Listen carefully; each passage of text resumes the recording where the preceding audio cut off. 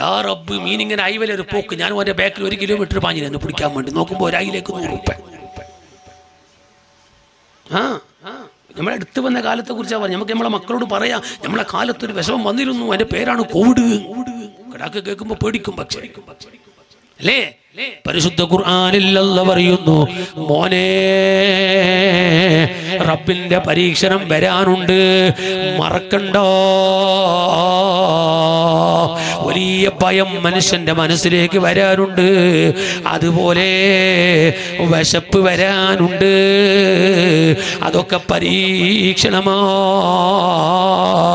ഖുർആനാ പറയുന്നത്, വനഖസിം മിനൽ അംവാൽ, സാമ്പത്തികമായ തകർച്ച വരാനുണ്ട്. പഴയ മുതലാളിമാരെ ഇപ്പൊ കാണുന്നില്ല. 10-30 കൊല്ലത്തിനിടയ്ക്ക് വലസേ മുതലാളിമാര് ഇപ്പോൾ കാണുന്നില്ല. ഫോൺ വിളിച്ചാ ഫോൺ എടുക്കുന്നില്ല, വീട്ടിലേക്ക് വന്നാൽ ഡോറ് തുറക്കുന്നില്ല. സാമ്പത്തിക തളർച്ച സംഭവിച്ചു പോയില്ലേ? അല്ലാഹു തആല പറയുന്നു, മോനെ റബ്ബിന്റെ പരീക്ഷണം വരാനുണ്ട്. വനഖസിം മിനൽ അംവാൽ, സാമ്പത്തികമായ തകർച്ച വരാനുണ്ട് കേട്ടോ. ലോകത്ത് സാമ്പത്തിക തകർച്ച വരും, ബിസിനസ് തകരും, എല്ലാം ഇവിടെ സംഭവിക്കാനുണ്ട്. റബ്ബിന്റെ പരീക്ഷണമാണ്. അതൊക്കെ വരാനുണ്ടെന്ന് ഉറപ്പിച്ചുകൊള്ളും. ഖുർആൻ പറയാണ്, നമ്മളെങ്ങനെ പരീക്ഷിക്കും? വനഖസിം മിനൽ അംവാലി വൽ അൻഫുസി, ശരീരങ്ങൾ ചുരുങ്ങിപ്പോകുന്നു എന്ന് പറഞ്ഞാൽ മഹാന്മാരായ പണ്ഡിതന്മാര് രേഖപ്പെടുത്തുന്നു, കമൗത്തുൽ അസ്ഹാബി വൽ അഖാരിബി വൽ അഹ്ബാബ്, കൂട്ടുകാര് മരിക്കുന്നു, കുടുംബക്കാര് മരിക്കുന്നു, ഇഷ്ടക്കാർ മരിക്കുന്നു, എല്ലാവരും മരിച്ചു തീരുന്നു. എത്ര കൂട്ടുകാരുണ്ട് പറയാൻ? ഞങ്ങളൊരു 10 ആളുടെ, ഇപ്പൊ ഞാൻ മാത്രം ബാക്കി, എല്ലാവരും പോയി. അല്ലാഹു പറയുന്നു, വനഖസിം മിനൽ അംവാലി വൽ അൻഫുസി, പഴയ സാമ്പത്തിക തകർച്ച വരും, ശാരീരികമായിട്ട് തകർച്ച വരും, എല്ലാവരും മരിച്ചങ്ങ് തീരൂ. അങ്ങനെ ഒരു കാലഘട്ടം വരും. വസ്സമറാത്ത്, പഴവർഗ്ഗങ്ങൾക്ക് തകർച്ച വരികയാണ്. സുബ്ഹാനല്ലാഹ്, പഴവർഗ്ഗങ്ങൾ കായ്ക്കുന്നില്ല. പഴയതുപോലെ മാങ്ങ ഇപ്പോൾ പിടിക്കുന്നില്ല, പഴയതുപോലെ ചക്ക ഇപ്പോൾ പിടിക്കുന്നില്ല, പഴയതുപോലെ ചിക്കി ഇപ്പോൾ പിടിക്കുന്നില്ല, പഴയതുപോലെ പഴവർഗ്ഗങ്ങൾ ഇപ്പോൾ ഇല്ല. നമ്മളെ നാട്ടിലുമില്ല, വിദേശ രാജ്യങ്ങളിലുമില്ല. പഴയ കാലത്തെ പോലെ ഈത്തപ്പഴം ഇപ്പോൾ ഇല്ല.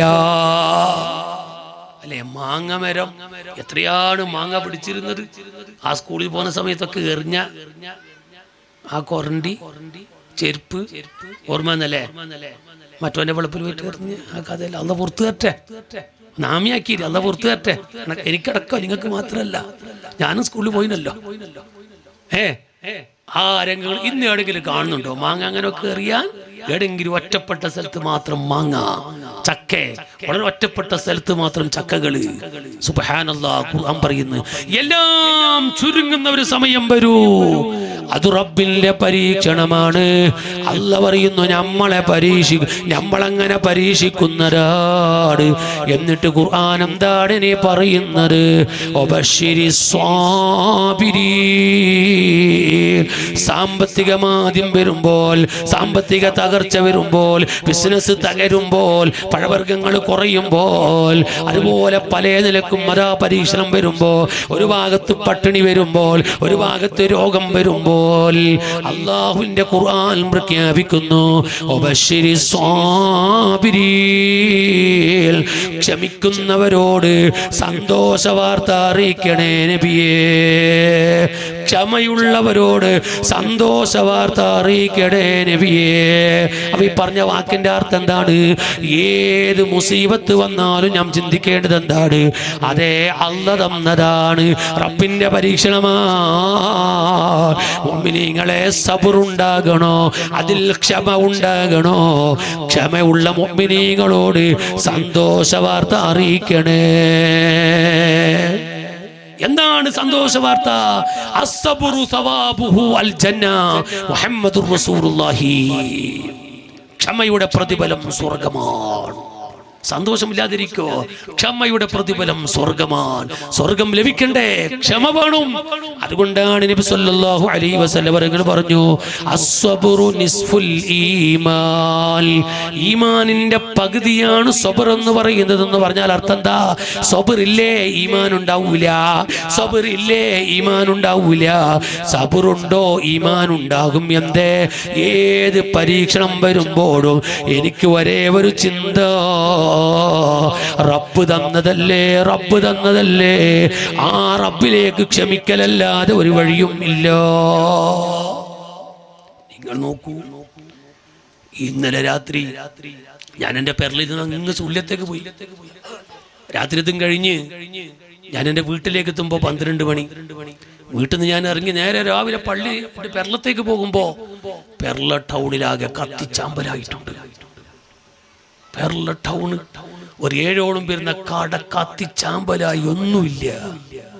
ആരാധ്യപീടികള്, അതുപോലെ തന്നെ പണിന്റെ പാഴ്സൊക്കെ വെക്കുന്ന കടകള്, പച്ചക്കറി കട, ഡ്രസ്സിന്റെ കട. ഒരാൾ വന്ന് പറയുന്നു, ഉസ്താദ് എന്റെ 85 ലക്ഷത്തിന്റെ സാധനം ഉണ്ട് വീടിന്റെ അകത്ത്. ഇല്ല. ഒരാൾ പറയുന്നു, ഉസ്താദ് ഇന്നലെ വൈകുന്നേരം ക്രിസ്മസ് ആയതുകൊണ്ട് 4 ലക്ഷം റുപ്യന്റെ സാധനത്തിന്റെ അരി പഞ്ചസാര സാധനം ഇറക്കിയിട്ടുണ്ട്. ഇല്ല. രാവിലെ അങ്ങ് പോയി നോക്കുമ്പോ 500ന്റെ കെട്ട് കത്തിക്കിടക്കുകയാണ് അവിടെ. ലക്ഷക്കണക്കിന് ഉറുപ്പ് കത്തിക്കിടക്കുകയാണ് അവിടെ. സുബ്ഹാനല്ലാഹ്. എനിക്കെപ്പോഴും 15 കൊല്ലമായി ഫ്രൂട്ടുകളും പച്ചക്കറിയും ഒക്കെ എനിക്ക് ആവശ്യമുള്ളത് വീട്ടിലേക്ക് എപ്പോഴും തരുന്ന അദ്ദേഹത്തിന്റെ പച്ചക്കറി മുഴുവനും കത്തിച്ചാമ്പലായിരിക്കുന്നു. റബ്ബേ, അവരെ പരീക്ഷണത്തിലേക്ക് അർഹമായ പ്രതിഫലം നീ കൊടുക്കണേ റബ്ബേ. ഞാൻ എന്തിനാണിത് പറഞ്ഞത്? ആ കടകൾ കത്തിയ മുതലാളിമാരെ കാണാൻ വേണ്ടി പോയപ്പോൾ ഞാൻ അവരോട് മുഴുവനും പറഞ്ഞ വാക്ക് ഒന്ന് മാത്രമാണ്, റബ്ബിന്റെ പരീക്ഷണമാണ്. റബ്ബിന്റെ തീരുമാനം എന്താണെന്ന് നമ്മൾക്കറിയില്ല. ക്ഷമിച്ചോളൂ. ഇതിനേക്കാളും ഉഷാറായി ഇനി കട തുടങ്ങണോ? നിർത്തിവെക്കാൻ പറ്റൂല. ഇതിനേക്കാളും ഉഷാറായി കട എങ്ങ് തുടങ്ങണോ? അത് റബ്ബിന്റെ പരീക്ഷണമാണ്. ഇരിക്കട്ടെ സുഹൃത്തുക്കളെ, അപ്പൊ സാമ്പത്തികമായുള്ള പരീക്ഷണം വരികയാണ്. പല നിലക്കും പരീക്ഷിക്കുകയാണ്. അങ്ങനെ മുസീബത്ത് വരുമ്പോ ക്ഷമിക്കുന്നവരാരാണ്? അവരോട് സന്തോഷ വാർത്ത അറിയിക്കണോ? ഇനി പരിശുദ്ധ ഖുർആൻ എന്താ പറയുന്നത്? അല്ലദീന, ആരാണ് സബറുള്ളവര്, ആരാണ് ക്ഷമിക്കുന്നവര്? ഇദാ അസ്വാബതുഹും മുസീബ, അവർക്ക് എന്തെങ്കിലും പരീക്ഷണങ്ങൾ പിടികൂടിയാൽ, വല്ല മുസീബത്തും അവർക്ക് എത്തിയാൽ, ആലൂ, അവരുടനടി പറയുന്നു.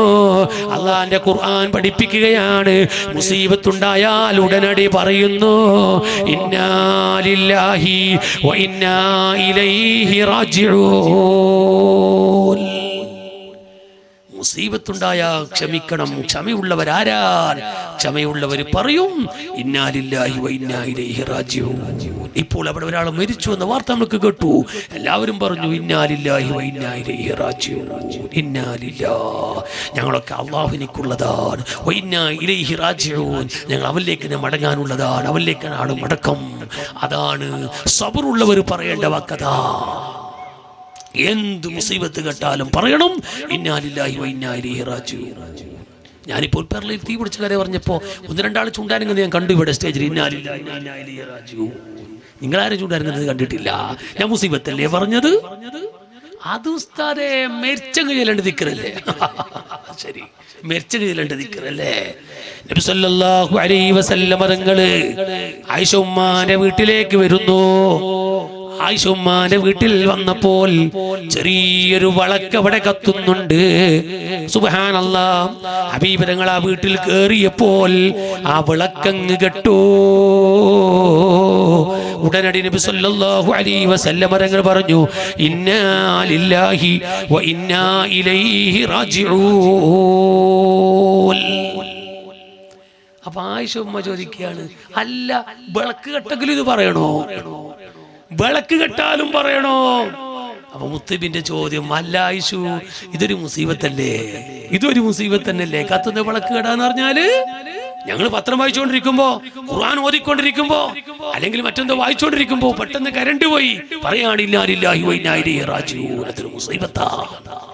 ഒരപകടത്തെ കേട്ടു, ഇന്നാലില്ലാഹി വ ഇന്നാ ഇലൈഹി റാജിഊൻ. നമ്മളെ നാട്ടിലെല്ലാം പേഷനായിട്ട് മാറി. എന്താ പേഷന് നിങ്ങൾക്കറിയോ? ഇപ്പോ വാട്സപ്പിന്റെ കാലാണ്. മെരിച്ചായിലിട്ടിളക്കി ഉപ്പ മൗത്തായിന്. ആരോ ഉപ്പ അല്ലാഹു ആലം. ഉപ്പ മൗത്തായിന് നേരെ പറഞ്ഞുകൂടെ? ഇന്നാള് പറയാണ് ഞാൻ ഇന്നാളാണ് എന്റെ ഉപ്പ മൗത്തായെന്ന് പറഞ്ഞുകൂടെ? ഒന്നും പറയില്ല. ഉപ്പ മൗത്തായിന് ഏത് ഉപ്പാന്ന് തേടിയിട്ട് പോകും ഇപ്പോ അറിയില്ല. ഇനി വേറെ ആൾ ഫോൺ ആക്കിയിട്ട് ഹലോ ഹലോ ഹലോ ഉപ്പ പോയി പോയി പോയി പോയി പോയി പോയി പോയി പോയി പോയി പോയി പോയി. ഞാൻ അങ്ങനെ ആക്കിയിട്ട് പറഞ്ഞത് എനിക്ക് ഇടക്കെട്ടിയതല്ല. കാരണം ഈ പറയുന്നൊരു വെപ്രാളത്തിന് നേരെ പറയാൻ കഴിയുന്നില്ല. അപ്പൊ ഓനെ ഒക്കെ പോയി പോയാ ഇങ്ങോട്ട് ലഫ്ലിയാ തയ്ക്കുന്നത് പോയി പോയാ. ഇതാണ് നമ്മളവസ്ഥ. ഒക്കെ പോയി പോയി പോയി പോയി എന്നല്ല. അലാമാ ഖുർദി തന്റെ ശർഹു മാഫിൽ എഴുതി വെച്ചത് കാണാം. യുസന്നു ഇഅലാമുൽ മൗതി, മരണവാർത്ത അറിയിക്കൽ സുന്നത്താണ്. എന്തിനാണ് മരണവാർത്ത അറിയിക്കൽ സുന്നത്താണ്? എന്തിനാണ് മരണവാർത്ത അറിയിക്കുന്നത്? നിസ്കാരത്തിന് ആളെ കൂട്ടാൽ, കുറെ നിസ്കാരം കിട്ടാൻ, മയ്യത്തിന് പ്രാർത്ഥന കിട്ടാൻ, മയ്യത്തിന് ദുആ കിട്ടാനും, അതുപോലെ മയ്യത്തിന് കുറെ നിസ്കാരം കിട്ടാനും മരണവാർത്ത അറിയിക്കണം. അല്ലാമാ ഖുർദി ശർഹു മാഫിൽ എഴുതി വെച്ചത് കാണാം. അപ്പൊ അറിയിക്കേണ്ട ശൈലി മാറി. എങ്ങനെ അറിയിക്കണ്ടേ? അതാണ് കോഴിക്കോട് മലപ്പുറത്തൊക്കെ മരിച്ചാൽ കാണാം ഒരു വണ്ടിയിൽ മൈക്കും കെട്ടിട്ട് അസ്സലാമു അലൈക്കും, പോക്കറാജിന്റെ മുഹമ്മദ് ഹാജി മരണപ്പെട്ടു, 4 മണിക്ക് മയ്യത്ത് എടുക്കും. അതാ കേരളത്തിലൊക്കെ അങ്ങനെയാ നടക്കല്. നമ്മള് ഇപ്പൊ പോയി പോയി എന്ന് വാട്സപ്പിലിട്ടും. എപ്പോ മയ്യത്തെടുക്കുന്നേ? നാട്ടുകാരെല്ലാം വന്ന് മക്കളും മയ്യത്ത് തീരുമാനിച്ചിട്ടായിട്ടില്ല.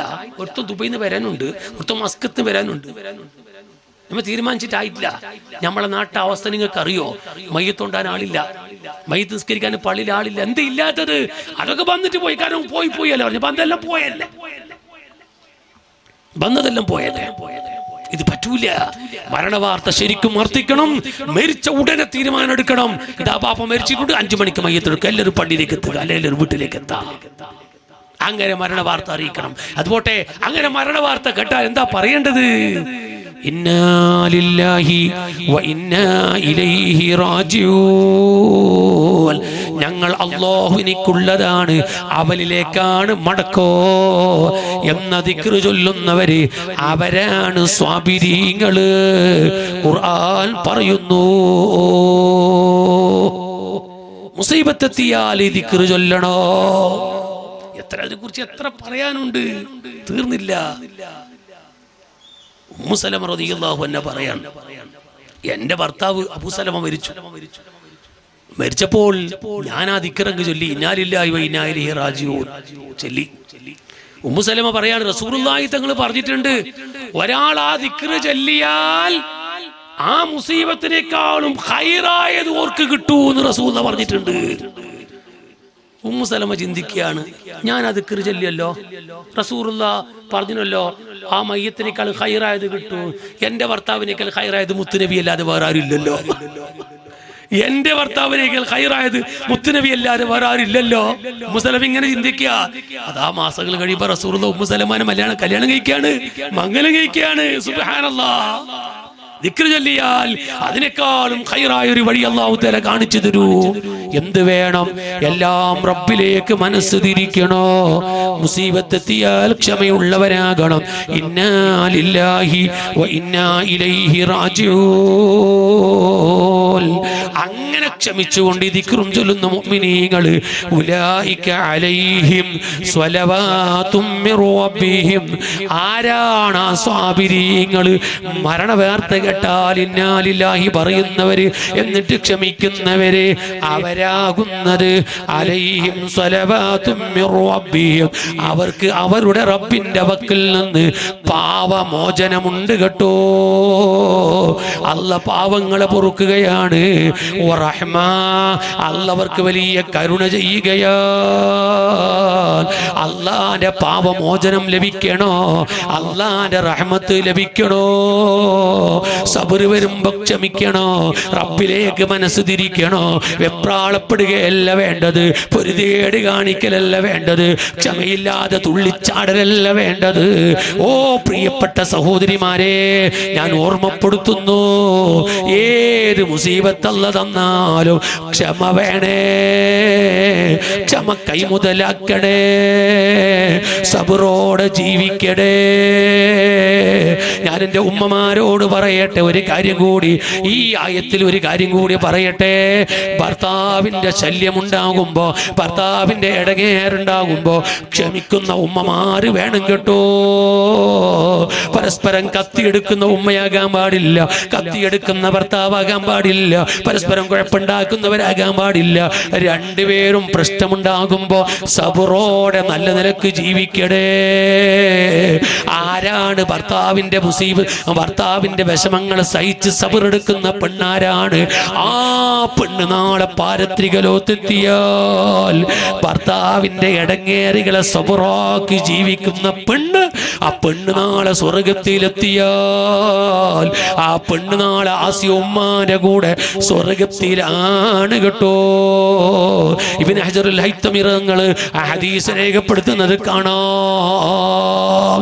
ഭർത്താവിന്റെ മുസീബത്ത് കൊണ്ട് ക്ഷമിക്കുന്ന പെണ്ണിന് നാളെ സ്വർഗത്തിലെത്തിയാൽ ആസിയ ഉമ്മന്റെ കൂടെയാണ്. കാരണം ആസിയ ഉമ്മ എത്രയോ വിഷമങ്ങളെ സഹിച്ച ഉമ്മയാണ്. ഫറോവ ആക്രമിച്ചത് എത്രയാണ്, ഫറോവ ആക്രമിച്ചത് എത്രയാണ്, ശല്യപ്പെടുത്തിയത് എത്രയാണ്.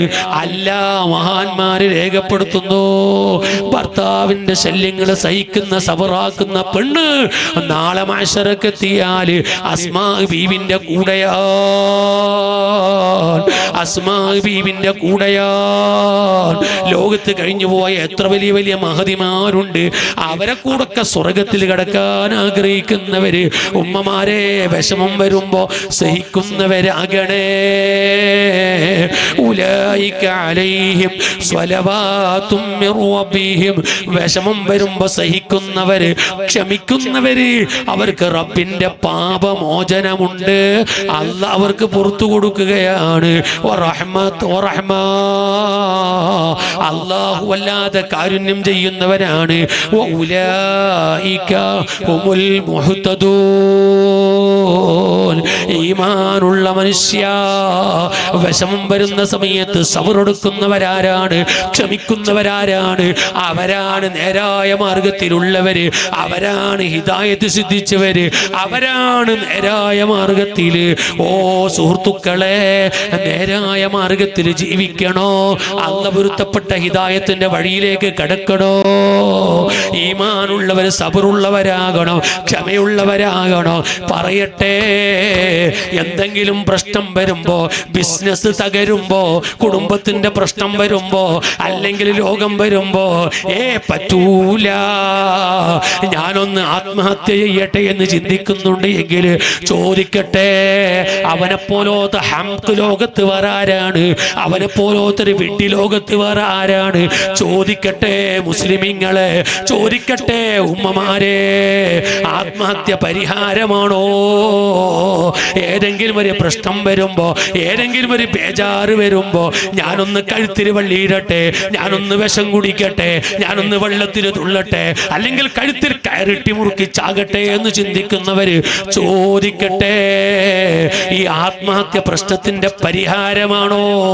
എന്തേ ബുദ്ധിയില്ലാതെയായി പോയി? എന്തേ ഈ നിലക്കൊക്കെ മുസ്ലിമീങ്ങൾ അതപ്പതിച്ചു പോയി? പറയട്ടെ മുസ്ലിമീങ്ങളെ, ഇമാം മുസ്ലിം ഉദ്ധരിക്കുന്ന ഹദീസിൽ കാണാം, ഇമാം ബുഖാരി ഉദ്ധരിക്കുന്ന ഹദീസിൽ കാണാം, മിഷ്കാത്തിൽ ഹദീസ് രേഖപ്പെടുത്തിയത് കാണാം, ഇബ്നു ഹജർ തങ്ങൾ എഴുതി വെച്ചത് കാണാം, ഒട്ടനവധി പണ്ഡിതന്മാരവരെ കിതാബിൽ എഴുതി വെച്ചത് കാണാം. ആത്മഹത്യ ചെയ്യുന്നവരെ കുറിച്ച് ഭയപ്പെടുത്തുകയാണ്.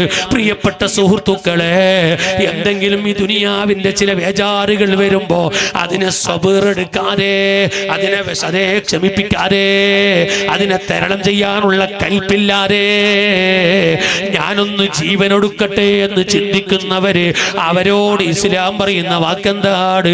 ഖബറിലെത്തിയാൽ, മഹ്ശറിലെത്തിയാൽ എങ്ങനെയാണോ ആത്മഹത്യ ചെയ്തിരിക്കുന്നത് അതേ അദാബ് കൊണ്ട് അല്ലാഹ് അവനെ ശിക്ഷിക്കുന്നു. ഖബറിലും അങ്ങനെ തന്നെ, മഹ്ശറിലും അങ്ങനെ തന്നെ. അബദൽ ആബിദീൻ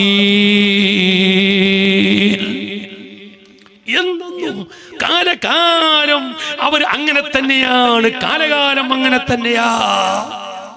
ഓ സുഹൃത്തുക്കളെ, ഒരാൾ കഴുത്തിൽ കയറിട്ട് മുറുക്കിയിട്ടാണ് ആത്മഹത്യ ചെയ്യുന്നതെങ്കിൽ അതാ പറയിപ്പിക്കുന്നു മഹാന്മാര്. ഹബീബായ തങ്ങൾ പറയുന്നു, നാളെ മഹ്ശറിലെത്തിയാലും ഖബറിലെത്തിയാലും അല്ലാഹുവിനക്ക് കയറ് കൊടുക്കുന്നു, കഴുത്തിലിട്ട് മുറുക്കുന്നു, ചാകുന്നു. അതേ ജീവൻ കൊടുക്കുന്നു അല്ലാഹു, രണ്ടാമതും കയറിട്ട് മുറുക്കുന്നു, രണ്ടാമതും ചാകുന്നു. കാലകാലം അതേ ശിക്ഷ കൊണ്ട് ശിക്ഷിക്കപ്പെടുന്നു. അല്ലാഹു നമ്മളെ കാക്കട്ടെ. അൽഹംദുലില്ലാഹ്. ബഹുമാനപ്പെട്ട സയ്യിദ് കുഞ്ഞിക്കോയ തങ്ങൾ സുള്ളിയ നമ്മുടെ വേദിയിലേക്ക് വരുന്ന ഈ നാട്ടിന്റെ പുതിയാപ്ലയാണ്.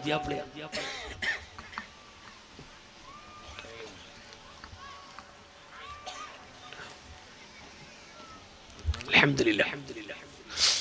തങ്ങന്മാർ സ്റ്റേജിക്ക് വരുമ്പോൾ പ്രസംഗം നിർത്താനായി എന്നതിൻ്റെ അടയാളാണ്. അപ്പോൾ ഞാൻ നിർത്താൻ വേണ്ടി പോകാം. സുല്യത്തങ്ങൾ ഞങ്ങളൊക്കെ ഒന്നിച്ച് പൂച്ചക്കാട് ദർസിൽ പഠിച്ച 5 കൊല്ലം ഒന്നിച്ച് ദർസിൽ പഠിച്ചാലാണ് പൂച്ചക്കാട് ബഹുമാനപ്പെട്ട കാനക്കോട് ഉസ്താദ് ഒരൽപ്പം ക്ഷീണത്തിലാണ്. അള്ളാഹു ആഫിയത്ത് കൊടുക്കട്ടെ, അള്ളാഹു ആഫിയത്ത് കൊടുക്കട്ടെ. ഉസ്താദും കൂടെ ദർസിൽ ഓതി പഠിച്ചവരാണ് തങ്ങൾ.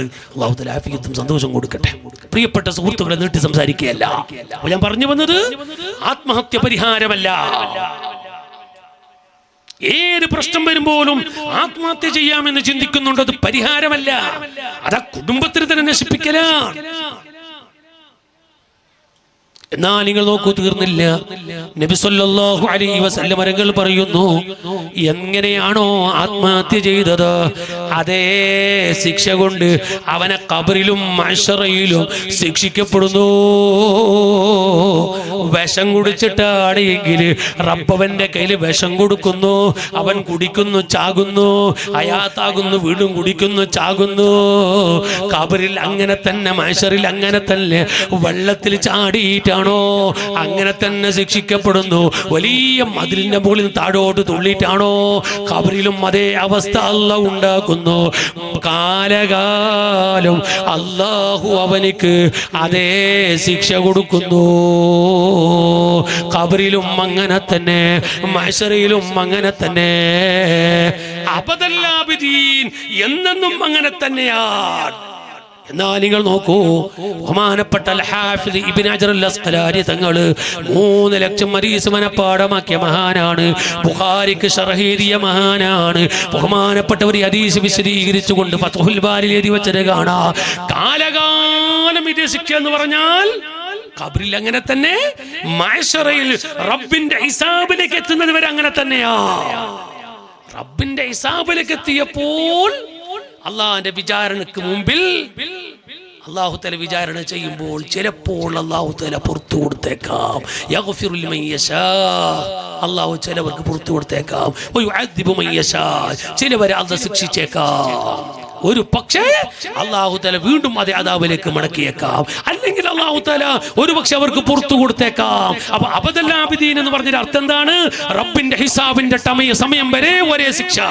ആ സമയത്തെത്തിയാൽ റബ്ബിന്റെ വിചാരണ നടക്കുന്നു, പിന്നെ അന്തിമ തീരുമാനം വരുന്നു. ഒന്നിരിക്കൽ നരകത്തിൽ അല്ലെങ്കിൽ സ്വർഗത്തില്. അതുവരെ ആ റബ്ബിന്റെ ഹിസാബ് വരെ എന്താണോ ആത്മഹത്യ, ഏത് രൂപത്തിലാണോ ആത്മഹത്യ, ആ ശിക്ഷ അനുഭവിക്കേണ്ടി വരൂ.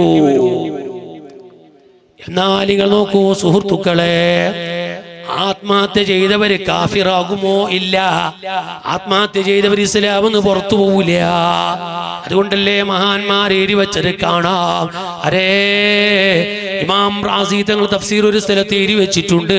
അതുപോലെ ഇമാം നബവി തങ്ങൾ ശർഹ് മുസ്ലിമിൽ ഒരു സ്ഥലത്ത് എഴുതി വെച്ചിട്ടുണ്ട്. ആത്മഹത്യ എന്ന് പറഞ്ഞ തെറ്റാണ്.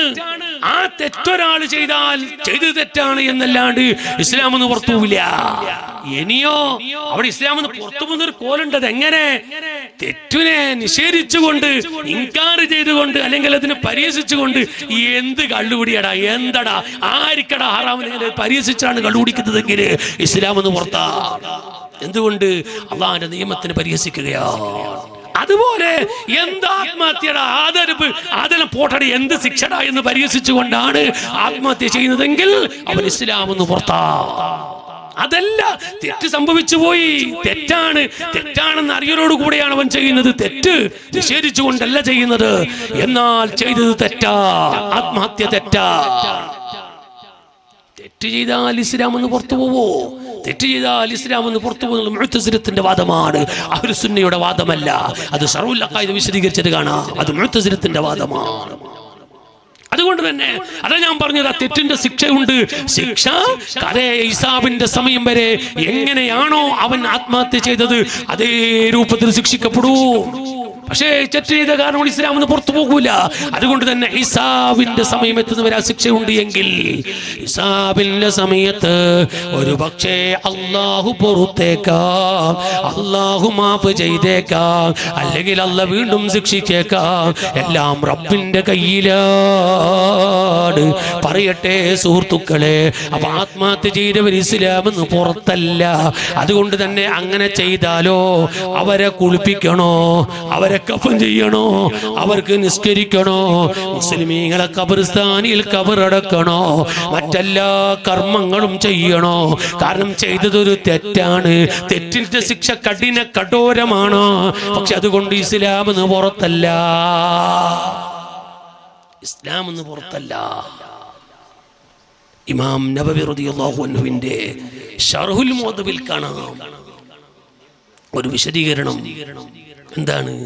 നബി സല്ലല്ലാഹു അലൈഹി വസല്ലം തങ്ങളുടെ കാലത്ത് ഒരാള് ആത്മഹത്യ ചെയ്തപ്പോൾ അയാൾക്ക് റസൂലുള്ളാഹി നമസ്കരിച്ചിട്ടില്ല എന്നൊരു വിഷയം ഇങ്ങനെ ശർഹുൽ മുഅദ്ദിബിൽ വിശദീകരിക്കുന്നത് കാണാം. റസൂലുള്ളാഹി നമസ്കരിച്ചിട്ടില്ല. എന്നാ പിന്നെ സഹാബത്ത് നിസ്കരിച്ചില്ലേ? സഹാബത്ത് നിസ്കരിച്ചു. അപ്പൊ റസൂൽ എന്തുകൊണ്ട് നിസ്കരിച്ചില്ല? റസൂൽ നിസ്കരിക്കാത്ത എനിക്ക് കാരണമുണ്ട്. പിൻകാലഘട്ടത്തിൽ പറയല്ലോ, ആത്മഹത്യ ചെയ്ത വയ്യത്തിന് പോലും റസൂൽ നിസ്കരിച്ചിരുന്ന ജനങ്ങൾ പറയൂലേ. അപ്പൊ റസൂലുള്ളാഹി തങ്ങൾ സജ്ർ ചെയ്യാൻ വേണ്ടി, ആ പ്രവർത്തനത്തിന് തടയാൻ വേണ്ടി റസൂലുള്ളാഹി മാറി നിന്നു. സഹാബത്ത് നിസ്കരിച്ചു.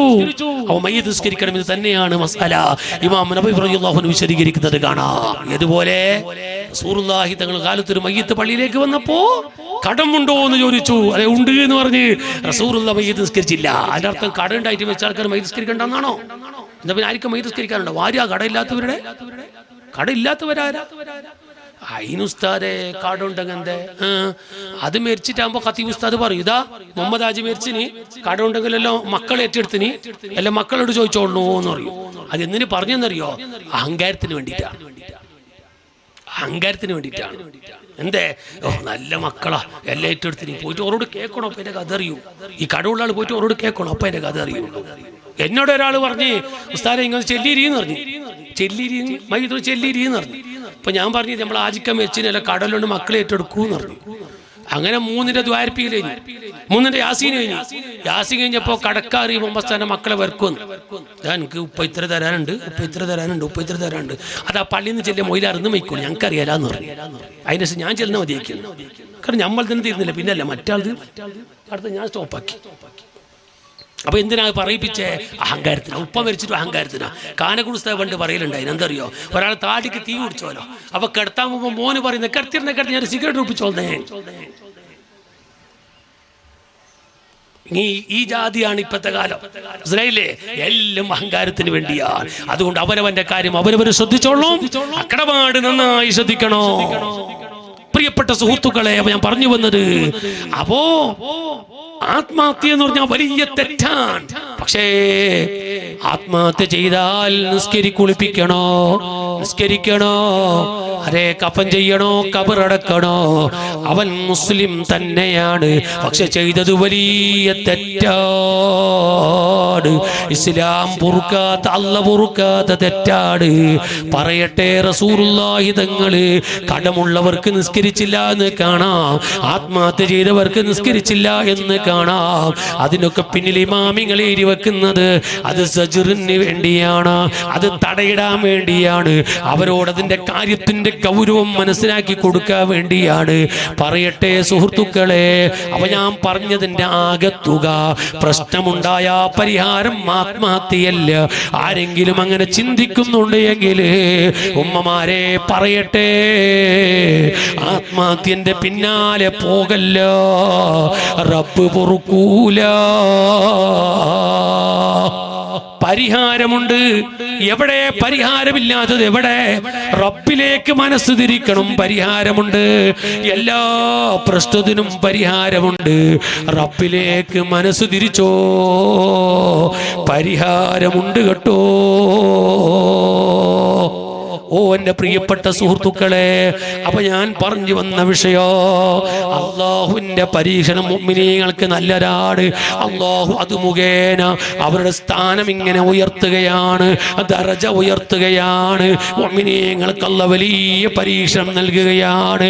കണ്ടില്ലേ, നബി സല്ലല്ലാഹു അലൈഹി വസല്ലം പറഞ്ഞു, ഒരു കാലിൽ മുള്ളു തറച്ചാൽ പോലും, അതാ കാലിൽ മുള്ളു തറച്ചാൽ പോലും, ഒരു മുള്ളു തറച്ചതിന്റെ കാരണം അവന്റെ പാപങ്ങളെ പൊറുക്കപ്പെടുന്നു. ഒരു പനി എങ്ങോട്ട് വന്നാല് ഹബീബായ തങ്ങൾ രോഗിന്റെ മുമ്പിൽ പോയിട്ട് പറയൂ,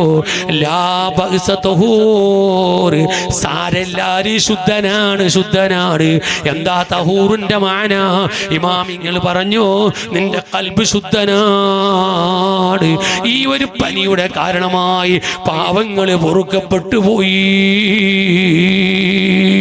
അതുകൊണ്ടല്ലേ നബി സല്ലല്ലാഹു അലൈഹി വസല്ലം നിങ്ങൾ പറയാ, അജബൽ അംറിൽ മുഅ്മിൻ, മുഅ്മിനായ മനുഷ്യന്റെ കാര്യം വല്ലാത്ത അത്ഭുതമാണ്.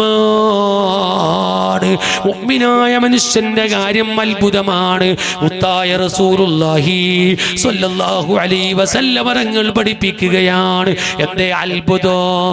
അല്ലാഹു തആല നിഅമത്ത് ചെയ്താലോ ആ നിഅമത്തിന് അവൻ നന്ദിയുള്ളവനാകുന്നു. അല്ലാഹു തആല അവനിക്ക് പ്രതിഫലം കൊടുക്കുന്നു. നിഅമത്ത് ചെയ്യുമ്പോൾ നന്ദി. അതാ ഏത് നിഅമത്ത് ലഭിക്കുമ്പോഴും അൽഹംദുലില്ലാഹ്, അൽഹംദുലില്ലാഹ്, അൽഹംദുലില്ലാഹ് റബ്ബിലേക്ക് കൈമലർത്തിക്കൊണ്ട് പറയുന്ന വാക്ക് റഅ്സുശുക്രി അൽഹംദുലില്ലാഹ്. ഏറ്റവും വലിയ നന്ദി അൽഹംദുലില്ലയാണ്. ആ അൽഹംദുലില്ല പറയുന്നു. മുസീബത്ത് എത്തിയാൽ ഫസ്വബറ, അവൻ സബറുള്ളവനാകുന്നു. അവിടെയും അല്ലാഹു സുബ്ഹാനഹു തആല അവനിക്ക് പ്രതിഫലം കൊടുക്കുന്നു. ഇനി ഒരു കാര്യം കൂടി പറയട്ടെ, നീട്ടി സംസാരിക്കുന്നില്ല. പ്രിയപ്പെട്ട സുഹൃത്തുക്കളെ, എല്ലാത്തിനും പരിഹാരം റബ്ബിലേക്ക് മനസ്സ് തിരിക്കലാണ്. മുഅ്മിനിന്റെ പ്രശ്നത്തിന്റെ പരിഹാരം ഒന്ന് റബ്ബിലേക്ക് മനസ്സ് തിരിക്കലാണ്. രണ്ട് ദുആ, റബ്ബിലേക്ക് കൈമലർത്തി ദുആ ചെയ്യണോ. ദുആ പ്രശ്നത്തിന്റെ പരിഹാരമാണ്. ആത്മീയ സദസ്സ് പ്രശ്നത്തിന്റെ പരിഹാരമാണ്. അതുകൊണ്ടല്ലേ നിങ്ങൾ നോക്ക്, കേരളക്കാരാകുന്ന നമ്മള്, അല്ലെങ്കിൽ കർണാടകക്കാരാകുന്ന നമ്മളെ നാടുകളിൽ കാണുന്നില്ലേ നിങ്ങള്? പള്ളിയിൽ എല്ലാ ദിവസവും ഹദ്ദാദ് നടക്കുന്നു, കൊല്ലത്തിൽ റാത്തീബ് നടക്കുന്നു, കൊല്ലത്തിൽ കുതുബിയത്ത് നടക്കുന്നു, റബീഉൽ അവ്വൽ മൗലൂദ് നടക്കുന്നു, അതേ റജബിൽ അജ്മീറാണ്ട് നടക്കുന്നു, റമദാനിൽ ബദ്റാണ്ട് നടക്കുന്നു. ഇങ്ങനെ എത്രയെത്ര നേർച്ചകളാണ്. യമനിൽ നിന്ന് വന്ന, ഹദർമൗത്തിൽ നിന്ന് വന്ന സാദാത്തുക്കള് കേരളക്കരയിൽ വന്നപ്പോ, ഈ കേരളക്കരയിലേക്ക് ചില മുസീബത്ത് ഇറങ്ങിയ സമയത്ത് ആ മുസീബത്തിന്റെ പരിഹാരമായിരുന്നു ഇവിടെ നിലനിർത്തപ്പെട്ട റാത്തീബുകൾ. അത് ഹദർമൗത്തിൽ നിന്ന് വന്ന സയ്യിദന്മാര് നമ്മളെ നാട്ടിൽ സ്ഥാപിച്ചതാ. റാത്തീബ് പരിഹാരമാണ്. അതുകൊണ്ടല്ലേ ഈ അടുത്ത കാലം വരെ നമ്മുടെ നാട്ടിൽ എന്തെങ്കിലും ഒരു വീട്ടിൽ പ്രശ്നം പറഞ്ഞു വരുമ്പോ അതാ അടുത്ത റാത്തീബിനൊരു മൂരി നേർച്ച, അടുത്ത റാത്തീബിനൊരു ആട് നേർച്ച. ആ നിലക്ക് വിശ്വസിച്ചിരുന്ന ഒരു കാലം ഉണ്ടായിരുന്നു. വിശ്വാസം തകർന്നു പോയപ്പോൾ റാത്തീബിന് ഫലം കാണുന്നില്ല, ഖുതുബിയത്തിന് ഫലം കാണുന്നില്ല, ഹദ്ദാദിന് ഫലം കാണുന്നില്ല. ഹദ്ദാദിന്റെ കുറവല്ല, റാത്തീബിന്റെ കുറവല്ല, ഖുതുബിയത്തിലെ ഗൗസുൽ ആദമിന്റെ കുറവല്ല, നമ്മളെ ഈമാനിന്റെ കുറവാണ്. ആ പഴയ വിശ്വാസം നഷ്ടപ്പെട്ടു പോയതാണ്. അപ്പോൾ നമ്മുടെ നാട്ടിലെ മുസീബത്തിൽ നിന്ന് പരിഹാരം ആത്മീയതയിലേക്ക് മടങ്ങലാണ്. പഴയ റാത്തീബിലേക്ക്, ഖുതുബിയത്തിലേക്ക്, നഫീസത്ത് മാലയിലേക്ക്, മുഹ്യിദ്ദീൻ മാലയിലേക്ക്, നമ്മളെ പുരാതന കാലത്തുള്ള പണ്ഡിതന്മാർ പഠിപ്പിച്ച അത്തരം ആത്മീയ വേദികളിലേക്ക് മടങ്ങലല്ലാതെ നമുക്ക് രക്ഷയില്ല കേട്ടോ. ഒരു കാര്യം പറയട്ടെ, എല്ലാത്തിൻ്റെയും പരിഹാരം അത് ദുആയാണ്. അതുകൊണ്ടല്ലേ നബി സല്ലല്ലാഹു അലൈഹി വസല്ലം പറഞ്ഞില്ലേ, റബ്ബൊരു കാര്യം തീരുമാനിച്ചു കഴിഞ്ഞാൽ ആ റബ്ബിന്റെ തീരുമാനത്തിന് മാറ്റമില്ല, റബ്ബിന്റെ തീരുമാനത്തിന് മാറ്റമില്ല. അള്ളാന്റെ തീരുമാനം നടക്കുക തന്നെ ചെയ്യോ, അതിനെ ഇല്ലായ്മ ചെയ്യാൻ ഒരാൾക്കും കഴിയില്ല. ഒരു രാജാവിനിക്കോ ഒരു ഭരണാധികാരിക്കോ കഴിയില്ല. പക്ഷേ റബ്ബിന്റെ ഖളാഇനെ തടുക്കാൻ കഴിയുന്ന ഒരു ആയുധമുണ്ടോ, അത് ദുആ മാത്രമാണ്. ലാ യറുദ്ദുൽ ഖളാഅ ഇല്ല ദുആ. റബ്ബിന്റെ ഖളാഇനെ തടുക്കാൻ ദുആക്കല്ലാണ്ട് കഴിയില്ല. ഓ പ്രിയപ്പെട്ട സുഹൃത്തുക്കളെ, വിഷമം വരുമ്പോ റബ്ബിലേക്ക് മടങ്ങണം, റബ്ബിനോട് ദുആ ചെയ്യണം. തരുന്നവൻ അള്ളയാണ്, തടുക്കുന്നവൻ അള്ളയാണ്, തന്നതിന് എടുത്തു കളയുന്നവൻ അള്ളയാണ്. എല്ലാം ചെയ്യുന്ന റബ്ബിലേക്ക് മനസ്സ് തിരിക്കണം, ആ റബ്ബിനോട് കൈമലർത്തി ദുആ ചെയ്യണോ. അതുകൊണ്ടല്ലേ അഷ്റഫുൽ ഖൽഖ് സ്വല്ലല്ലാഹു അലൈഹി വസല്ലം അവர்கள் ഏത് സമയത്തും ദുആയിലാണ്. കണ്ടില്ലേ, ബദർ യുദ്ധം നടക്കുന്നു, ബദർ യുദ്ധം നടക്കുന്നു. 300 ചില്ലാനം സ്വഹാബത്ത് 1000-ഓളം വരുന്ന ശത്രുക്കളോട് പോരാടുകയാണ്. റസൂലുള്ളാഹിക്ക് സഹായത്തിന്റെ വാഗ്ദാനം വന്നു. ആദ്യം 1000 മലക്കിറങ്ങി, 2000 ഇറങ്ങി, 3000 ഇറങ്ങി, അങ്ങനെ 5000-ഓളം മലക്കുകൾ ഇറങ്ങിയിട്ട് സ്വഹാബത്തിന്റെ കൂടെ യുദ്ധം ചെയ്യുകയാണ്. ശത്രുക്കളതാ ഓടിപ്പോകുകയാണ്. ഈ സമയത്തെല്ലാം ബദറിന്റെ തൊട്ടപ്പുറത്തൊരു ഖൈമയിൽ റസൂലുള്ള ഇരിക്കുകയാണ്. ആ ഖൈമയിൽ വെച്ചുകൊണ്ട് ഹബീബായ തങ്ങൾ ദുആ ചെയ്യുന്നു, റബ്ബേ മുസ്ലിമീങ്ങൾക്ക് ഇസ്സത്ത് നൽകണേ അല്ലാഹ്, ശത്രുക്കളെ പരാജയപ്പെടുത്തണേ അല്ലാഹ്. ഹബീബായ തങ്ങൾ ദുആ ചെയ്യേണ്ട ആവശ്യമുണ്ടോ? ഈ സമുദായത്തിന് റസൂലുള്ള പഠിപ്പിക്കുകയാണ്, ദുആയല്ലാതെ രക്ഷപ്പെടാൻ വഴിയില്ല. ബദറിന്റെ രണാങ്കളത്തിൽ പോലും ഖൈമന്റെ അകത്തിരുന്നിട്ട് ഹബീബായ മുത്തു റസൂൽ സ്വല്ലല്ലാഹു അലൈഹി വസല്ലം തങ്ങൾ 2 കൈയും മലർത്തി റബ്ബിലേക്ക് പൊക്കിപ്പിടിച്ച് കണ്ണീരിങ്ങനെ കവിൾത്തടത്തിലൂടെ കണ്ണുനീരുറ്റുന്നു. അത് കണ്ട സ്വഹാബത്ത് രേഖപ്പെടുത്തുന്നു, റസൂലുള്ളാഹിന്റെ കണ്ണിൽ നിന്നും മാണിക്കം വീഴുന്നത് പോലെ, മുത്തുകൾ വീഴുന്നത് പോലെ ഹബീബിന്റെ കവിൾത്തടത്തിൽ നിന്ന് കണ്ണുനീര് ഉറ്റി വീഴുന്നു. റസൂലുള്ളാഹി തങ്ങൾ സ്വഹാബത്തിന് വേണ്ടി ദുആ ചെയ്യുന്നു, ദീനിന് വേണ്ടി ദുആ ചെയ്യുന്നു. റസൂലുള്ളാഹി കരയുന്നു. ഉമ്മമാരെ, സുഹൃത്തുക്കളെ, പ്രശ്നത്തിന്റെ പരിഹാരം ദുആയാണ്. അതേ നബി സല്ലല്ലാഹു അലൈഹി വസല്ലം തങ്ങളെ കുറിച്ച് ആയിഷ ഉമ്മ റളിയല്ലാഹു അൻഹ രേഖപ്പെടുത്തുകയാണ്, ഹബീബായ തങ്ങൾക്ക് വല്ല വിഷമവും വന്നാല് റസൂലുള്ളാഹി ദുആരക്കുന്നതിന് മുമ്പ് 2 റക്അത്ത് നിസ്കരിക്കൂ. നിസ്കരിച്ചിട്ട് പോയി റബ്ബിന്റെ മുമ്പിലേക്ക് കൈമലർത്തിയിട്ട് റസൂലുള്ളാഹി ദുആ ചെയ്യൂ. അത് മുമ്പിൽ വെച്ചുകൊണ്ട് മഹാന്മാര് പഠിപ്പിക്കുന്നു, വെറും കൈയോടെ ദുആ ചെയ്യുന്നതിന് പകരം എന്താ വേണ്ടത്? വെറും കൈയോടെ ദുആ ചെയ്യുന്നതിന് പകരം എന്താ വേണ്ടത്? 2 റക്അത്ത് നിസ്കരിച്ചിട്ട് ദുആ ചെയ്യാം. അതുപോലെ ഒരല്പം ദിക്ർ ചൊല്ലിയിട്ട് ദുആ ചെയ്യാ. മുത്തുനബിക്ക് സ്വലാത്ത് ചൊല്ലിയിട്ട് ദ്വാരക്ക, ഒരല്പം ദിക്ർ ചൊല്ലിയിട്ട് ദ്വാരക്ക, അല്ലെങ്കിൽ കുറച്ച് സ്വതക്ക ചെയ്തിട്ട് ദ്വാരക്ക. അതാണ് ദുആക്ക് ഏറ്റവും ഉത്തരം കിട്ടാനുള്ള സമയവും ഏറ്റവും നല്ല അവസരവും. അതാണ് എന്തെങ്കിലും മുൻനിർത്തിക്കൊണ്ട് ദുആ ചെയ്യണം, എന്തെങ്കിലും മുൻനിർത്തിക്കൊണ്ട് ദുആ ചെയ്യാ. അത് റസൂലുള്ളാഹി തങ്ങൾ പതിവാക്കിയിരുന്നു. അതുകൊണ്ടല്ലേ മഹാന്മാര് പറഞ്ഞു, ഓ സുഹൃത്തുക്കളെ, റബ്ബിനോട് ദുആ ചെയ്യുമ്പോ ആ ദുആയിൽ തവസ്സുല് വേണോ? എന്താണ് തവസ്സുല്? അവൻ ചെയ്ത അമലിനെ മുൻനിർത്തിക്കൊണ്ട് ചോദിക്കുക, അല്ലെങ്കിൽ സ്വതക്കനെ മുൻനിർത്തിക്കൊണ്ട് ചോദിക്കുക, അല്ലെങ്കിൽ അള്ളാഹ് പൊരുത്തപ്പെട്ട ഇഷ്ടദാസന്മാരെ മുൻനിർത്തി ചോദിക്കുക, അല്ലെങ്കിലോ അള്ളാഹ് പൊരുത്തപ്പെട്ട വസ്തുക്കളെ മുൻനിർത്തിക്കൊണ്ട് ദുആ ചെയ്യുക. പടച്ചോനെ, കഅബന്റെ ബർക്കത്ത് കൊണ്ട്, റബ്ബേ കിഞ്ഞത്തെ പള്ളിന്റെ ബർക്കത്ത് കൊണ്ട്, അല്ലെങ്കിൽ അവിടെ കിടക്കുന്ന മഹാന്റെ ബർക്കത്ത് കൊണ്ട്, ഹബീബായ തങ്ങളെ ബർക്കത്ത് കൊണ്ട്, അതല്ലെങ്കിൽ ഗൗസുൽ ആലമിന്റെ ബർക്കത്ത് കൊണ്ട്, ഇങ്ങനെ അല്ലാഹ് പൊരുത്തപ്പെട്ടതിനെ തവസ്സുൽ ചെയ്തിട്ട് ദുആ ചെയ്യണേ. അതുകൊണ്ടല്ലേ താജുശ്ശേരി അലിക്കുഞ്ഞു ഉസ്താദ് അവിടത്തെ ആരെങ്കിലും പ്രശ്നം പറയാൻ വേണ്ടി പോയാൽ വന്യരായ ശൈഖുന പറയും, നിങ്ങളതാ തഹജ്ജുദിന് എഴുന്നേൽക്കണം, എന്നിട്ട് തഹജ്ജുദ് നിസ്കരിക്കണം, എന്നിട്ട് രണ്ട് കൈയും പൊക്കണോ, പറയണം അസ്സലാത്തു വസ്സലാമു അലൈക യാ റസൂലല്ലാഹ്. റസൂലുള്ളാഹിനെ വിളിക്കണോ, ഖുദ് ബിയദി ഖല്ലത്ത് ഹീലത്തി യദ്രിക്നി. ഒരു 11 വട്ടം റസൂലുള്ളാഹിനെ വിളിച്ചിട്ട് ചൊല്ലണോ, എന്നിട്ട് പറയണം റസൂലുള്ളാഹിനോട് സങ്കടോ, റസൂലുള്ളാഹിനെ വിളിച്ച് സങ്കടം പറയണോ. സുഹൃത്തുക്കളെ, അപ്പൊ സ്വലാത്ത് ചൊല്ലിയിട്ട് ദിക്ർ ചൊല്ലിയിട്ട് മഹാന്മാരെ തവസ്സുലാക്കിയിട്ട് ദുആ ചെയ്താൽ അവിടെ ദുആക്ക് ഏറ്റവും വലിയ ഉത്തരമാണ്. പ്രശ്നത്തിന്റെ പരിഹാരം ദുആയാണ്, പ്രശ്നത്തിന്റെ പരിഹാരം ആത്മീയതയാണ്, പ്രശ്നത്തിന്റെ പരിഹാരം ആത്മഹത്യയല്ല, പ്രശ്നത്തിന്റെ പരിഹാരം ആ ആത്മീയതയാണ്. ആത്മീയത കൈമുതലാക്കി ജീവിക്കണം. ചുരുക്കട്ടെ സുഹൃത്തുക്കളെ, ഒരു കാര്യം കൂടി പറയുന്നു. ഇമാം തബറാനി തന്റെ മുഅ്ജമിൽ എരിവച്ചത് കാണാ. ഹബീബുൽ വറാ റസൂലുള്ളാഹി,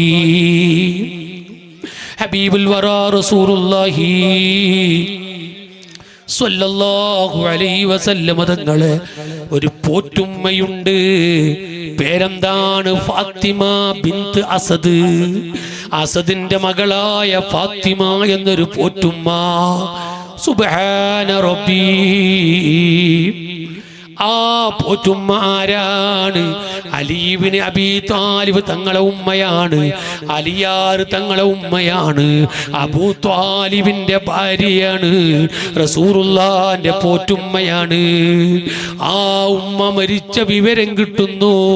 ഹബീബായ തങ്ങൾ വരുന്നു ഉമ്മാന്റെ മുമ്പിലേക്ക്. ഫജലസ ഇൻദ റഅസിഹാ. ഉമ്മയുടെ തലയുടെ ഭാഗത്ത് റസൂലുള്ളാഹി ഇരിക്കുകയാണ്. ആ മയ്യത്തിന്റെ തലന്റെ ഭാഗത്ത് ഇരുന്നിട്ട് ഹബീബായ തങ്ങൾ സങ്കടത്തോടെ മയ്യത്തിന്റെ മഹത്വം പറയുന്നു. യാ ഉമ്മി അൻതി ഉമ്മി ബഅദ ഉമ്മി.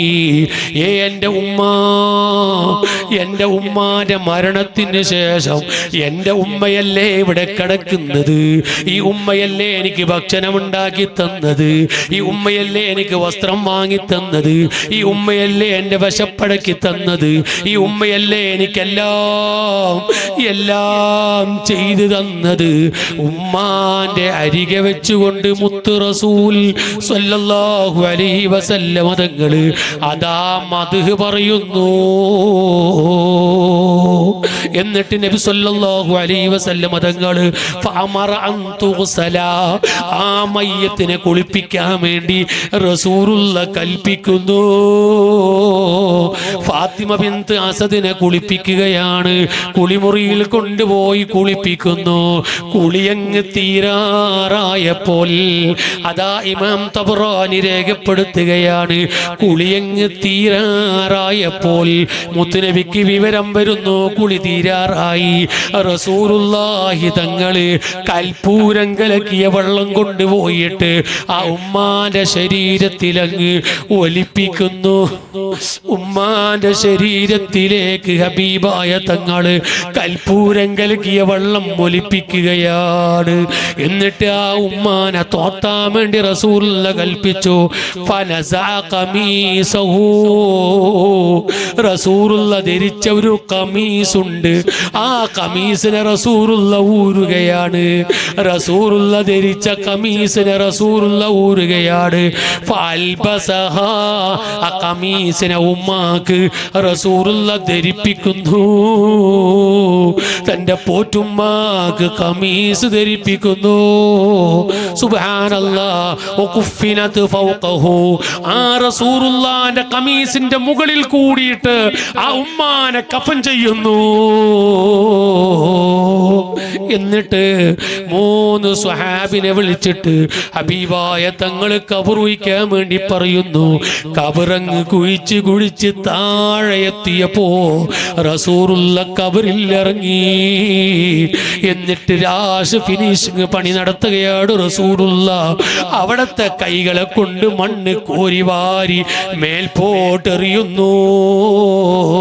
റസൂലുള്ള ഉമ്മാന്റെ ഖബറങ്ങ് വൃത്തിയാക്കുന്നു. സുഹൃത്തുക്കളെ, ചിന്തിക്കാനും പഠിക്കാനാണ് ഈ ചരിത്രം പറയുന്നത്. അങ്ങനെ ഹബീബായ തങ്ങള് ഖബറങ്ങ് വൃത്തിയാക്കിയതിന്റെ ശേഷം ആ ഖബറിൽ റസൂലുള്ള ചെരിഞ്ഞ് കിടക്കുകയാ. ഹബീബായ തങ്ങൾ ആ ഖബറിലങ്ങ് ചെരിഞ്ഞ് കിടക്കുകയാണ്. കുറേ നേരം ആ ഖബറിൽ റസൂലുള്ള കടന്നു. എന്നിട്ട് റസൂലുള്ള ഖബറിന്ന് എഴുന്നേറ്റു. ഇവിടെ നാം ചിന്തിക്കണം, മുത്തുനബിന്റെ 2 പ്രവർത്തനം ഇവിടെ പഠിക്കാനുണ്ട്. ഒന്ന്, അല്ലാഹുവിന്റെ ഹബീബ് ധരിച്ച ഖമീസിനെ ഉമ്മാക്ക് ധരിപ്പിക്കുന്നു. എന്താ കാരണോ? റസൂലുള്ളാഹിന്റെ ശരീരം തൊട്ടതാണ്. ഹബീബിന്റെ ശരീരം തൊട്ട ഖമീസിനെ ഒരാളെ ശരീരത്തിൽ തൊട്ടാൽ ആ ശരീരത്തിനെ പിന്നെ അല്ലാഹുവിന്റെ അദാബ് തൊടൂല. എന്റെ ഉമ്മാക്ക് അദാബ് ഉണ്ടാകരുത്. ആ കമീസിനെ റസൂലുള്ള ധരിപ്പിച്ചു പോയി. ആ ഖബറിൽ മുത്തുനബി സ്വല്ലല്ലാഹു അലൈഹി വസല്ലമ തങ്ങള് ആ ഖബറിലങ്ങ് ചെരിഞ്ഞ് കിടക്കുകയാ. എന്തിനാണ് മുത്തുനബി ചെരിഞ്ഞ് കിടന്നത്? റസൂലുള്ളാഹിന്റെ ശരീരം ആ ഖബറിലേക്ക് മുട്ടുന്നു, ആ മണ്ണ് തൊടുന്നു. ഹബീബിന്റെ ശരീരം തൊട്ട മണ്ണില്ലേ, ആ മണ്ണ് പിന്നെ ഒരാളെ തൊടൂല. ആ ഖബറിൽ കിടക്കുന്ന ഉമ്മാനെ മണ്ണ് തൊടൂല. ആ ഖബർ ഉമ്മാനെ ശിക്ഷിക്കൂല. ഹബീബായ തങ്ങളതാ ഖബറിൽ കിടന്നു. എന്നിട്ട് മുത്തുനബി സ്വല്ലല്ലാഹു അലൈഹി വസല്ലം തങ്ങൾ ഖബറിന്ന് എഴുന്നേറ്റ് വന്നു. നേരെ ഉമ്മാന്റെ മുമ്പിലേക്ക് വരികയാണ്. അവിടുന്ന് ദുആ ചെയ്യുന്നു. അല്ലാഹുമ്മ യാ ഹയ്യു യാ ഖയ്യൂം. അതേ റസൂലുള്ളാഹി തങ്ങൾ ഉമ്മാക്ക് ദുആ ചെയ്യുകയാണ്. റസൂലുള്ളാഹി തങ്ങൾ പറയുന്നു, അല്ലാഹുമ്മ ഗ്ഫിർലി ഉമ്മി ഫാത്തിമത്ത ബിൻത് അസദ്. എൻ്റെ ഉമ്മയാകുന്ന ഫാത്തിമാക്ക് നീ പുറത്തു കൊടുക്കണേ അല്ലാ. എൻ്റെ ഉമ്മാക്ക് പൊറുക്കണേ. വലഖിൻഹാ ഹുജ്ജതഹാ. എൻ്റെ ഉമ്മാന്റെ ചോദ്യങ്ങൾ വരുമ്പോ, ഉമ്മാക്ക് ചോദ്യം വരുമ്പോ മറുപടി പറയാൻ ആ മറുപടികളെ നീ ഇട്ടുകൊടുക്കണേ അല്ലാ. വസ്സിഅ മദ്ഖലഹാ. എൻ്റെ ഉമ്മ കിടക്കുന്ന ഖബർ നീ ഒന്ന് വിശാലമാക്കി കൊടുക്കണേ അല്ലാ. മരിച്ചു കിടക്കുന്ന മയ്യത്തിന് റസൂലുള്ള ദ്വാരക്കാണ്. നമ്മളെ ചലപ്പിക്ക് പറ്റൂല. റസൂലുള്ള മയ്യത്തിന് ദ്വാരക്കാണ്. 3/4 ഗണ്ടക്ക് പറ്റൂല. സുബ്ഹാനല്ലാഹ്, മയ്യത്തിന്റെ അരികെ ഉണ്ടാവൂ. അൽ ഫാത്തിഹ എന്ന് വിളിക്കുമ്പോ ബദറിന്ന് ഇബ്ലീസ് ഓടിയതുപോലെ ഒറ്റ ഓട്ടോ. അവർക്ക് ഫാത്തിഹ കേട്ടൂടാ, അവർക്ക് ദുആ കേട്ടൂടാ. ഫാത്തിമ ഉമ്മാക്ക് റസൂലുള്ള ദ്വാരക്കയാണ്. ഞാൻ ചോദിക്കട്ടെ, റസൂലുള്ള പഠിപ്പിച്ചത് നമുക്ക് മതി, അതിനേക്കാളും അപ്പുറം നമുക്ക് വേണ്ട. ഇമാം തബറാനി മുഅ്ജമുൽ ഔസത്തിൽ ചരിത്രം എഴുതി വെച്ചത് കാണാൻ. അവിടെ ഒന്നുമല്ല വിഷയോ. ഞാൻ എന്തിനാണ് ഇപ്പൊ ഈ സംഭവം പറഞ്ഞത്? ഇതൊന്നും പറയാനല്ല, ഒരു കാര്യം കൂടി പറയാനാ. അതെന്താണ്? റസൂലുള്ളാഹി തങ്ങളെ മയ്യത്തിന് ദുആ ചെയ്യുന്നു. അല്ലാഹുമ്മ ഗഫിർ ലി ഉമ്മി ഫാത്തിമത്ത ബിൻത് അസദ്. എൻ്റെ ഉമ്മാക്ക് നീ പൊറുക്കണം പടച്ചോനെ. എൻ്റെ ഉമ്മാര അസദിന്റെ മകളായ ഫാത്തിമയാണ്. മറുപടികൾ ഇട്ട് കൊടുക്കണേ റബ്ബേ. ആ ഉമ്മ കിടക്കുന്ന ഖബർ നീ വിശാലമാക്കി കൊടുക്കണേ അല്ലാ. എനി കേട്ടോളൂ, എങ്ങനെ ഉമ്മാക്ക് പുറത്തു കൊടുക്കണം, ഉമ്മാന്റെ ഖബർ വിശാലമാക്കി കൊടുക്കണം. കേൾക്കുന്നുണ്ടോ?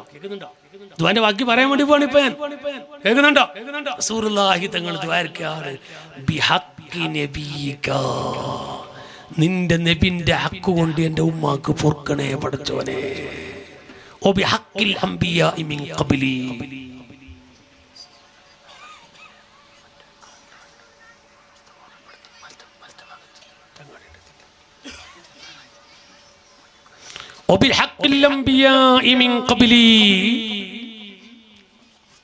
എന്റെ മുമ്പ് കഴിഞ്ഞു പോയ അമ്പിയാക്കളെ ഹക്ക് കൊണ്ടും എൻ്റെ ഉമ്മാക്ക് നീ പൊറുക്കണേ പടച്ചോനെ. കണ്ടോ മുത്തുനബി നിങ്ങൾ എങ്ങനെ ദ്വാരക്കടന്ന് പഠിപ്പിക്കുകയാണ്? എൻ്റെ ഹക്ക് കൊണ്ട്, അതുപോലെ എൻ്റെ മുമ്പ് കഴിഞ്ഞു പോയ അമ്പിയാക്കളെ ഹക്ക് കൊണ്ട് പൊറുക്കണേ പടച്ചോനെ. മുത്തുനബി തങ്ങൾ ഉമ്മാന്റെ മുമ്പിൽ ദ്വാരക്കാണ്. സുബ്ഹാനല്ലാഹ്, നമ്മളൊക്കെ ദ്വാരക്ക എങ്ങനെ മരിച്ചവരിൽ പോയാൽ അൽ ഫാത്തിഹ ഫാത്തിഹ വിളിക്കുകയാണ്. എന്നിട്ട് ഔസിൽ മിന്നാ തവാബ ഖിറാഅതിനാ ഇലാ ഹദ്റത്തിൻ നബിയിൽ മുസ്തഫ മുഹമ്മദിൻ വഇലാ ഹദ്റാത്തി ജമീഇൽ അംബിയാ വഇലാ ഹദ്റാത്തിൽ അസ്ഹാബിൽ ബദ്രിയീൻ വഇലാ ഹദ്റാത്തി മശായിഖിനാ അസാതിദിനാ കുല്ലിഹിം അല്ലാഹുമ്മ ബിഹുഖൂഖിഹിം. ഓരെല്ലാം ബർക്കത്ത് കൊണ്ട് അല്ലാഹുമ്മ ഗഫിർ ലഹാ, അല്ലാഹുമ്മ ഗഫിർ ലഹു. ഈ മയ്യത്തിനിക്ക് പൊറുക്കണേ. ഇപ്പോൾ ഒരാൾ മരിച്ചപ്പോഴും നമ്മുടെ പഞ്ഞരായ ആനക്കല്ല് തങ്ങൾ അങ്ങനെ അവിടെ ദ്വാരുന്നത് എങ്ങനെ പടച്ചോനെ? റസൂലുള്ളാഹിന്റെ ബർക്കത്ത് കൊണ്ട്, മഹാന്മാരുടെ ബർക്കത്ത് കൊണ്ട് ഈ മയ്യത്തിനിക്ക് പൊറുക്കണേ. അങ്ങനെയാ ദ്വാരുന്നത്. റസൂലുള്ളാഹി തങ്ങൾ തന്റെ ഉമ്മാക്ക് ദ്വാരക്കൽ എങ്ങനെ? പടച്ചോനെ, നിന്റെ നബിന്റെ ബർക്കത്ത് കൊണ്ട്. നിന്റെ നബി ആരാ? അങ്ങ് തന്നെ. ആ നബിന്റെ ബർക്കത്ത് കൊണ്ട് ഉമ്മാക്ക് പൊറുക്കണേ. എന്റെ മുമ്പ് കഴിഞ്ഞു പോയ അമ്പിയാക്കളെ ബർക്കത്ത് കൊണ്ട് എൻ്റെ ഉമ്മാക്ക് പൊറുക്കണേ. ഹബീബായ നബി സല്ലല്ലാഹു അലൈഹി വസല്ലം തങ്ങൾ ദുആ ചെയ്യുന്നു. ഞാൻ ഈ സംഭവം പറഞ്ഞത് എന്തിനാണ്? അതേ തവസ്സുൽ ദുആക്ക് ആവശ്യമാണ്. അതേ മഹാന്മാരെ മുൻനിർത്തി ദുആ ചെയ്യണോ? നമ്മൾ ഈ വേദി സംഘടിപ്പിച്ചത് എന്തിനാണ്? ദുആ ചെയ്യാനാണ്. അതേ നമ്മുടെ നാട്ടിൽ ഉറൂസ് നടക്കാറുണ്ട്, കിന്യത്ത്. അതിന്റെ പേര് തന്നെ കൂട്ടുപ്രാർത്ഥന എന്നാണ്. എന്തേ?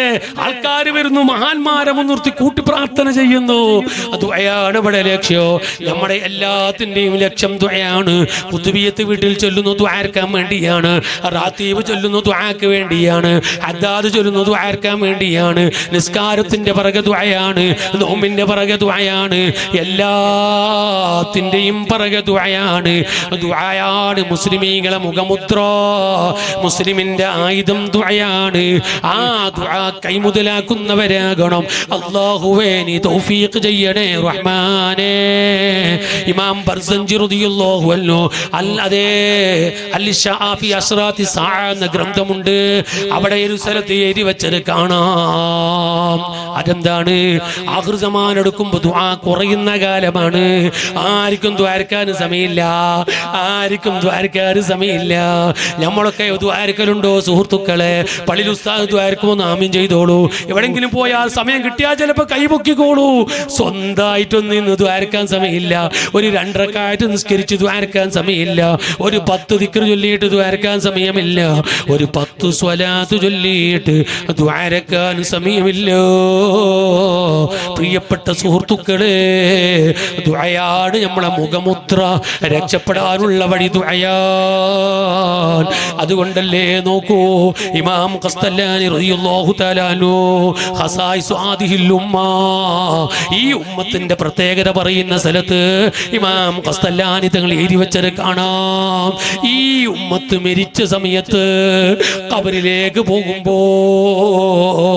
ഒന്നുമില്ലാതെ ഖബറിൽ പോയവരാണ്. പക്ഷേ ഖബറിൽ നിന്ന് എഴുന്നേറ്റ് മഹ്ശറിലേക്ക് വരുമ്പോ അവർക്ക് അവരവരുടെ കെട്ട് പൊറുക്കാൻ കഴിയുന്നില്ല. അവരുടെ അമലിന്റെ കെട്ട് പൊറുക്കാൻ കഴിയുന്നില്ല. സീറോ ആയിട്ട് ഖബറിലേക്ക് പോയവരാണ്. പക്ഷേ ഖബറിൽ നിന്ന് എഴുന്നേറ്റ് മഹ്ശറിലേക്ക് വരുമ്പോ അവരെ അമലിന്റെ കെട്ട് പൊറുക്കാൻ കഴിയുന്നില്ല. എവിടെ നിന്നാണ് കിട്ടിയ അമല്? അതാ മഹാന്മാര് ഖസ്തലാനി ഇമാം പറയുന്നു, കുടുംബക്കാര് കൊടുത്ത ദുആയാണ്, കുടുംബക്കാര് കൊടുത്ത ദിക്റാണ്, കുടുംബക്കാര് കൊടുത്ത ഖുർആനോത്താണ്, കുടുംബക്കാരുടെ ദുആയാണ്. ആ ദുആ ഖബറാളിക്ക് എത്ര ഫലമാണ് പ്രിയപ്പെട്ട സുഹൃത്തുക്കളെ. അപ്പൊ നമുക്ക് രക്ഷപ്പെടാനുള്ള വഴി പ്രാർത്ഥന കൈമുതലാക്കണം, ദുആ ചെയ്യണം. അതിന്റെ കുറെ ആദാബുകൾ പറയാനുണ്ട്. ഞാനിപ്പോൾ ആ ഭാഗത്തേക്ക് കടക്കുന്നില്ല. ഒരൊറ്റ കാര്യം പറയട്ടെ, റബ്ബിന്റെ വാതിൽ മുട്ടിക്കൊണ്ടേ ഇരിക്കണം, റബ്ബിനോട് ചോദിച്ചുകൊണ്ടേ ഇരിക്കണം. അല്ലാഹു തരുമെന്ന ഉറച്ച വിശ്വാസം ഉണ്ടാകണോ. നമ്മളൊന്നിനും കൊള്ളാത്തവരാണ്, നമ്മൾ തമ്മാടികളാണ്, ദിവസവും എത്രയോ ആയിരക്കണക്കിന് തെറ്റുകൾ ചെയ്യുന്നവരാണ്. പക്ഷേ റബ്ബ് ആരാ? അവനിക്ക് ചോദിക്കൽ ഇഷ്ടമാണ്, ചോദിക്കാതിരിക്കൽ ദേഷ്യമാണ്. ചോദിക്കൽ അവനിക്ക് ഇഷ്ടമാണ്, ചോദിക്കാതിരിക്കൽ അവനിക്ക് ദേഷ്യമാണ്. ആ യജമാനനായ റബ്ബിന്റെ വാതില് മുട്ടിക്കൊണ്ടേ ഇരിക്കടേ, ചോദിക്കടേ. നാളെ ദുആ ചെയ്തവർക്കല്ല പ്രതിഫലം കൊടുക്കുമ്പോ മഹാനായ ഗസാലി ഇമാം എഴുതി വച്ചത് കാണാം. ദുആ ചെയ്യുന്നവർക്ക് അല്ലാഹു പ്രതിഫലം കൊടുക്കുന്നത് കാണുമ്പോ നമ്മളെപ്പോലോത്തവര് ചിന്തിച്ചു പോകും, റബ്ബേ ഞാൻ എൻ്റെ സമയം വെറുതെ പാഴാക്കി കളയുന്നതിന് പകരം ആ സമയത്ത് ഞാനങ്ങ് ദുആ ചെയ്യുമായിരുന്നല്ലോ. ഞാൻ വെറുതെ എൻ്റെ സമയങ്ങളെ പാഴാക്കിയതല്ലേ എന്ന് നാളെ ദുആ ചെയ്യാത്ത മടിയന്മാര് റബ്ബിന്റെ കോടതിക്ക് എത്തുമ്പോൾ ദുആന്റെ പ്രതിഫലം കൊടുക്കുന്നത് കാണുമ്പോ ചിന്തിച്ചു പോകുമെന്ന് ഗസാലി ഇമാം എഴുതി വെച്ചത് കാണാം. സുഹൃത്തുക്കളോട്, ഉമ്മമാരോട്, എല്ലാ മുഅ്മിനാത്തുകളോട് റബ്ബിലേക്ക് മനസ്സ് തിരിക്കണേ, അല്ലാഹുവിലേക്ക് മടങ്ങണേ. രക്ഷ അത് മാത്രമേ ഉള്ളൂ. ഭൗതികത്തിന്റെ പിന്നാലെ പോയാൽ രക്ഷപ്പെടാൻ കഴിയില്ലോ. ഒരാൾക്കും ഒന്നും ചെയ്യാൻ കഴിയില്ല. എല്ലാം അധികാരം റബ്ബിന് മാത്രമാണ്. എല്ലാം കൊടുക്കുന്നവൻ അവൻ മാത്രമാണ്. എല്ലാം തടയുന്നവനും അവന് മാത്രമാണ്. ആ റബ്ബിലേക്ക് മനസ്സ് തിരിച്ച് റബ്ബിനോട് തൗബ ചെയ്തിട്ട് റബ്ബിനോട് കൈമലർത്തി ദുആ ചെയ്തിട്ട് നല്ല പരീക്ഷണങ്ങൾ വരുമ്പോ അതെല്ലാം തരണം ചെയ്യാനുള്ള സബർ ഉണ്ടാവണം, ക്ഷമ ഉണ്ടാകണം. സബർ നമ്മളെ ജീവിതത്തിൽ ഉണ്ടാകണം. ക്ഷമയോടെ ജീവിക്കണോ. പൊരുതികേട് വേണ്ട. നബി സല്ലല്ലാഹു അലൈഹി വസല്ലമ തങ്ങൾ ഒരു വഴിയിൽ ഇങ്ങനെ നടക്കുമ്പോൾ ഒരു ഉമ്മ അട്ടഹസിക്കുകയാണ്, ഒരു പെണ്ണ് അട്ടഹസിക്കുകയാണ്. നബി സല്ലല്ലാഹു അലൈഹി വസല്ലമ തങ്ങൾ ആ പെണ്ണിനോട് പറഞ്ഞു, അസ്സബ്റു ഇൻദ സദമത്തിൽ ഊലാ, വിഷമം കണ്ടുമുട്ടുമ്പോഴല്ലേ സബർ വേണ്ടത്. ഓ, സബർ വേണമെന്ന് റസൂലുള്ള പറഞ്ഞു. പക്ഷേ പെണ്ണിനിക്ക് റസൂലുള്ളാന്റെ പരിചയമില്ല, ഹബീബായ തങ്ങളെ പരിചയമില്ല. പിന്നീട് പെണ്ണിനോട് പറയപ്പെട്ടു പോയി, അത് മുത്തുനബിയാണ്, അത് മുത്തുനബിയാണ്, അത് ഹബീബായ തങ്ങളാണ്. പെണ്ണ് തങ്ങളെ മുമ്പിൽ വന്നിട്ട് മാപ്പ് ചോദിക്കുന്നു, നബിയെ പൊറുക്കണേ, പൊറുക്കണേ നബിയേ. മുത്തുനബി സല്ലല്ലാഹു അലൈഹി വസല്ലമ വസല്ലമ തങ്ങള് ആ പെണ്ണിനോട് പറഞ്ഞ വാക്കാണ് അസ്സബ്റു ഇൻദ സദമത്തിൽ ഊലാ. വിഷമം നേരിടുന്ന സമയത്താണ് സബർ വേണ്ടത്. ഇപ്പോൾ മാപ്പ് ചോദിച്ചിട്ട് കാര്യമില്ലല്ലോ. അതുകൊണ്ട് പറയട്ടെ, ഏത് വിഷമം വന്നാലും ഏത് പ്രശ്നങ്ങൾ ഉണ്ടായാലും അതേ എല്ലാം തരണം ചെയ്ത് സബറോടെ ജീവിക്കണോ. പ്രിയപ്പെട്ട സഹോദരങ്ങളെ, സഹോദരിമാരെ, അവസാനം നിർത്തുന്നു. സുന്നത്ത് ജമാഅത്ത് മുറുകെ പിടിക്കണം. സുന്നത്ത് ജമാഅത്ത് മുറുകെ പിടിക്കണം. ഹഖായ ദീന് മുറുകെ പിടിക്കണം. ആ ദീന് മുറുകെ പിടിച്ച് കാലഘട്ടത്തിൽ ജീവിക്കണമെങ്കിൽ ആ ആദർശം പഠിപ്പിക്കുന്ന സുന്നത്ത് ജമാഅത്തിന്റെ സംഘടന, ആ സംഘടനയിൽ മെമ്പർഷിപ്പ് എടുത്തുകൊണ്ട് സംഘടനയുടെ കരുത്തുറ്റ പ്രവർത്തകരാകണം. സംഘടനയിൽ പ്രവർത്തിക്കുമ്പോൾ അതാ ആലിമീങ്ങളെ ക്ലാസ് ഉണ്ട്, അവിടെ പ്രത്യേക ട്രെയിനിങ്ങുകളുണ്ട്, അവിടെ സുന്നത്ത് ജമാഅത്തിന്റെ ആദർശം പഠിപ്പിക്കലുണ്ട്, അവിടെ മഹദറത്തുൽ ബദരിയുണ്ട്, മറ്റു ആത്മീയ വേദികളിലുണ്ട്. ഇടയ്ക്കിടയ്ക്ക് ആഴ്ചയിലും മാസത്തിലും ഒക്കെ നമ്മുടെ സംഘടനയിലെ നേതൃത്വം വന്നിട്ട് നമുക്ക് ക്ലാസ് എടുത്തു തരുമ്പോ, സുന്നത്ത് ജമാഅത്ത് പഠിപ്പിച്ചു തരുമ്പോ, ആദർശം പഠിപ്പിക്കുമ്പോ, ആത്മീയത പഠിപ്പിക്കുമ്പോ, മഹദറത്തുൽ ബദരിയ ചൊല്ലുമ്പോൾ ഈ സംഘടനയിൽ ഉറച്ചു നിൽക്കുമ്പോ നമുക്ക് സുന്നത്ത് ജമാഅത്തിൽ ഉറച്ചു നിൽക്കാൻ കഴിയും. സുന്നത്ത് ജമാഅത്ത് മാത്രമേ ഉള്ളൂ രക്ഷപ്പെടുന്ന വഴി. അല്ലാത്തത് മുഴുവനും പിഴച്ചതാണ്, അതെല്ലാം നരകത്തിലേക്കുള്ളതാണ്. നബി സല്ലല്ലാഹു അലൈഹി വസല്ലം അവர்கள் പഠിപ്പിച്ചതാണ്. എല്ലാം നരകത്തിലാണ്, ഒറ്റ ഒന്നേ സ്വർഗത്തിലുള്ളൂ. ആ സ്വർഗത്തിന്റെ പാർട്ടി ഏതാണ്? അത് സുന്നത്ത് ജമാഅത്താണ്. ആരാ പറഞ്ഞത്? അല്ലാമ സമർഖന്ദി റളിയല്ലാഹു അൻഹു 1100 കൊല്ലങ്ങൾക്ക് മുമ്പ് എഴുതി വെക്കുകയാണ്, രക്ഷപ്പെടുന്ന പാർട്ടി സുന്നത്ത് ജമാഅത്താണ്. ഇമാം ഗസാലി തങ്ങൾ റസായിലിൽ എഴുതി വെക്കുകയാണ്, രക്ഷപ്പെടുന്ന പാർട്ടി സുന്നത്ത് ജമാഅത്താണ്. അപ്പൊ സുന്നത്ത് ജമാഅത്ത് മുറുകെ പിടിച്ച് ജീവിക്കണോ? കണ്ടതിന്റെ കേട്ടതിന്റെ പിന്നാലെ പോയിട്ട് ഒരിക്കലും നമ്മുടെ ആഖിറം നഷ്ടപ്പെടുത്തരുത്.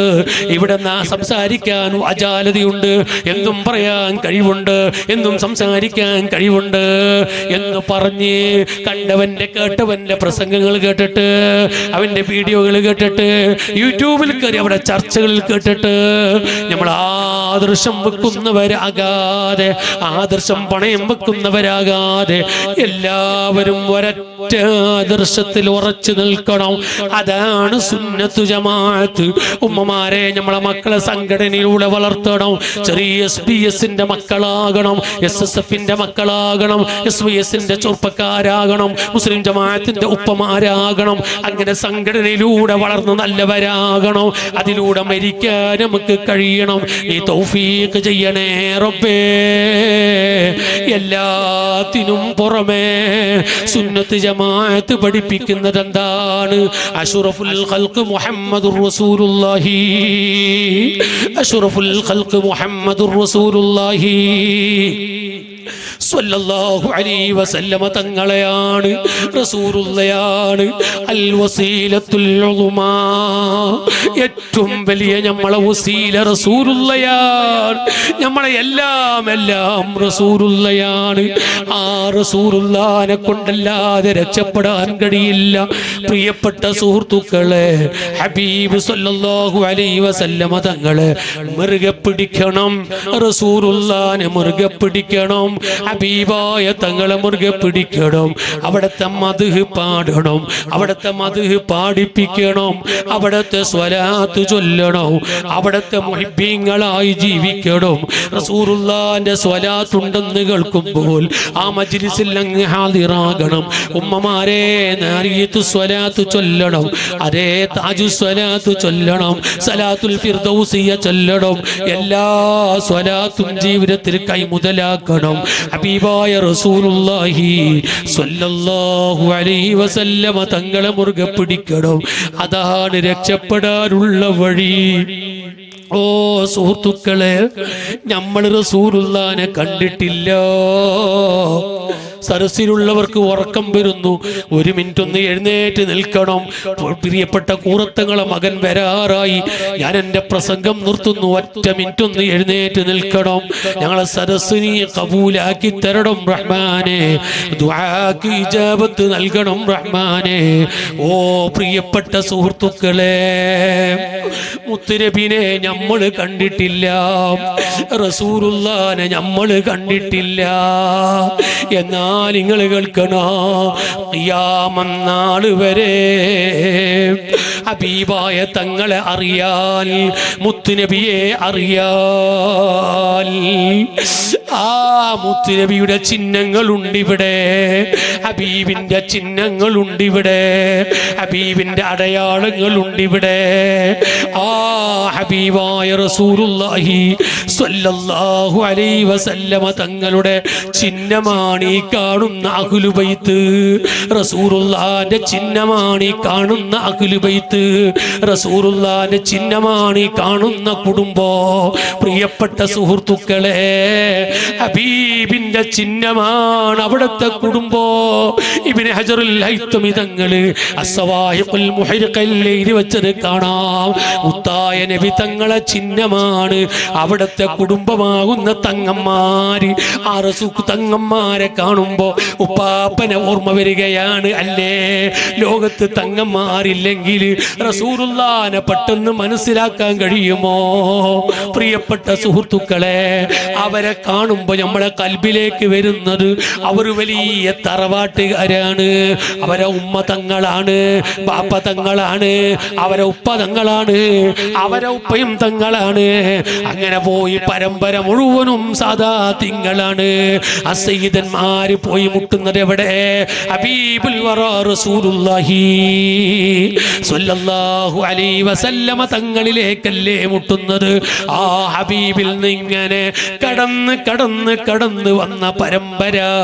ഈ ഇരിക്കുന്ന സാദാത്യങ്ങള്, വരാനിരിക്കുന്ന സയ്യിദ്, നമ്മളെ എല്ലാ സാദാത്യങ്ങളും പ്രിയപ്പെട്ട സുഹൃത്തുക്കളെ, അത് മുത്തുനബിയുടെ പേരമക്കളാണ്, മുത്തുനബിയുടെ കുടുംബമാണ്.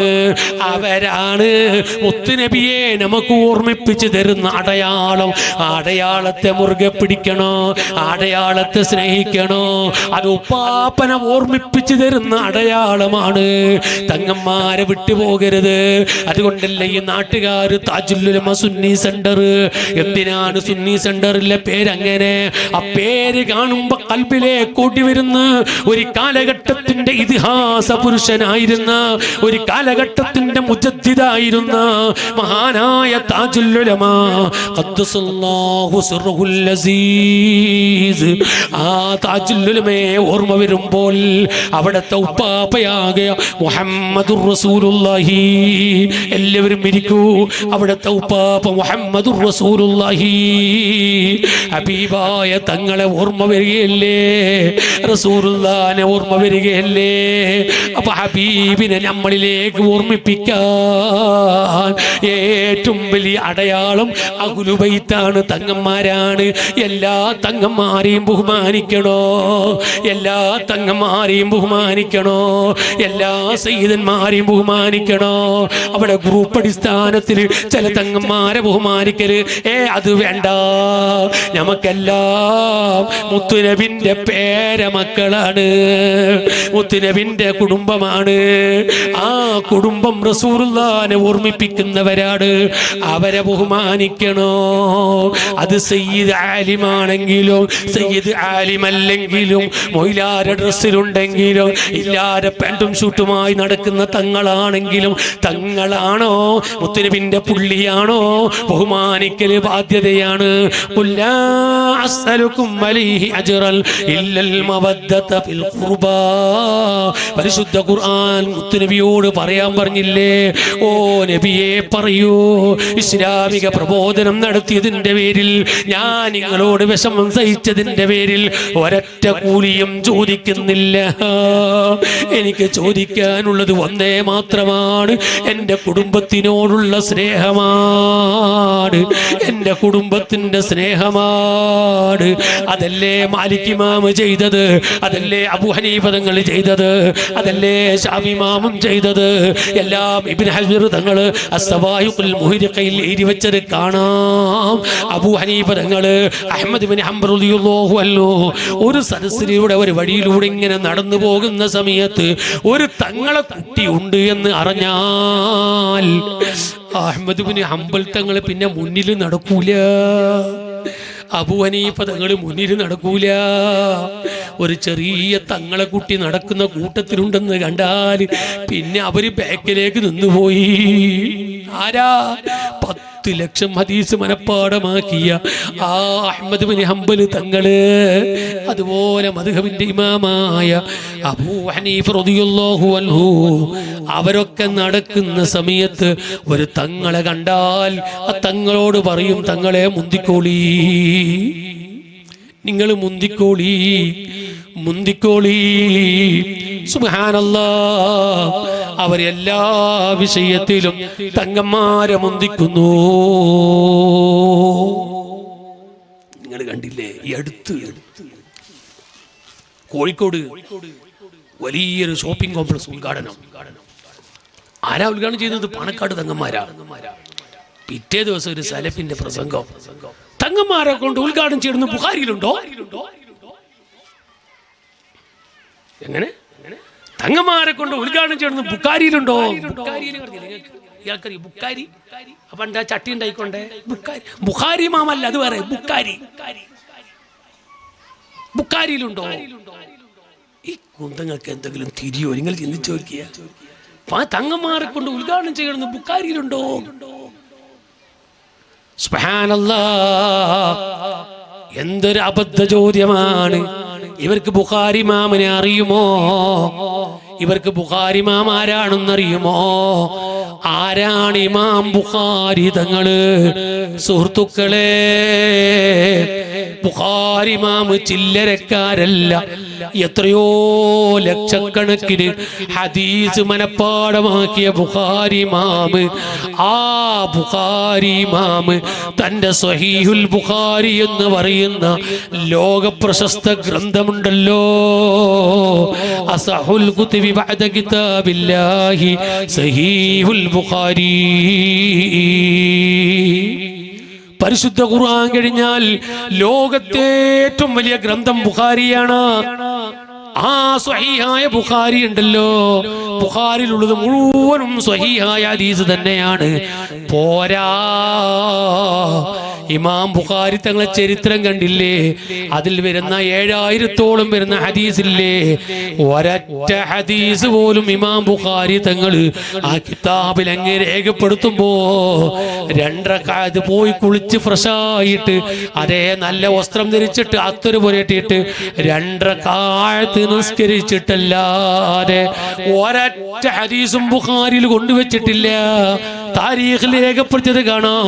ബുഖാരി ഇമാം ബുഖാരി എന്ന കിതാബ് ഉണ്ടാക്കിയപ്പോൾ 7000-ഓളം വരുന്ന ഹദീസ് രേഖപ്പെടുത്തിയപ്പോ 10000-ഓളം വരുന്ന റക്അത്ത് നിസ്കരിച്ചിട്ടാണ് ബുഖാരി എന്ന കിതാബിൽ ഹദീസ് രേഖപ്പെടുത്തുന്നത്. ആ ബുഖാരി ഇമാമിനെ കണ്ടില്ലേ പ്രിയപ്പെട്ട സുഹൃത്തുക്കളെ? അവിടുത്തെ ബുഖാരി എന്ന കിതാബ് ആദ്യമായി തുടങ്ങുന്നത് തന്നെ വബിസ്സനദിൽ മുത്തസിരി അഖൂലു ഹദ്ദസനൽ ഹുമൈദിയു. 7000-ഓളം വരുന്ന ഹദീസിനെ, ആ ബുഖാരി എന്ന് പറയുന്ന ലോക പ്രശസ്ത ഗ്രന്ഥത്തിനെ, സുബ്ഹാനല്ലാഹ്, തുല്യതയില്ലാത്ത ഗ്രന്ഥത്തിനെ, ആ ഗ്രന്ഥത്തിനെ ബുഖാരി ഇമാം തുടങ്ങുന്നത് എങ്ങനെ? ഹദ്ദസനൽ ഹുമൈദിയു റളിയല്ലാഹു അൻഹു. ഒന്നാമത്തെ പേര് പറയുന്നത് ഹുമൈദി എന്നാണ്. എന്തിനാണ് റബ്ബേ ഇത്രയും പേര് കിതാബ് തുടങ്ങുമ്പോൾ ഹദ്ദസന ഷാഫിയു എന്ന് പറഞ്ഞാൽ പോരെ? ഹദ്ദസന മാലിക്കിയു എന്ന് പറഞ്ഞാൽ മദ്ഹബിന്റെ ഇമാമിങ്ങളെ പറഞ്ഞൂടെ? ഹദ്ദസന അബൂ ഹനീഫ, ഹദ്ദസന അഹ്മദ് ബിൻ ഹംബൽ അങ്ങനെ പറഞ്ഞൂടെ? എന്താണ് ഹദ്ദസന ഹുമൈദിയു എന്ന് പറയാൻ കാരണം എന്താ? എന്തിനാണ് ഹുമൈദി തങ്ങളെ പറഞ്ഞത്? അതാ പറയുന്നു, ഫത്ഹുൽ ബാരിയിൽ രേഖപ്പെടുത്തുന്നു, ഹുമൈദി റളിയല്ലാഹു അൻഹുവിനെ പറയാൻ കാരണം എന്താണ്?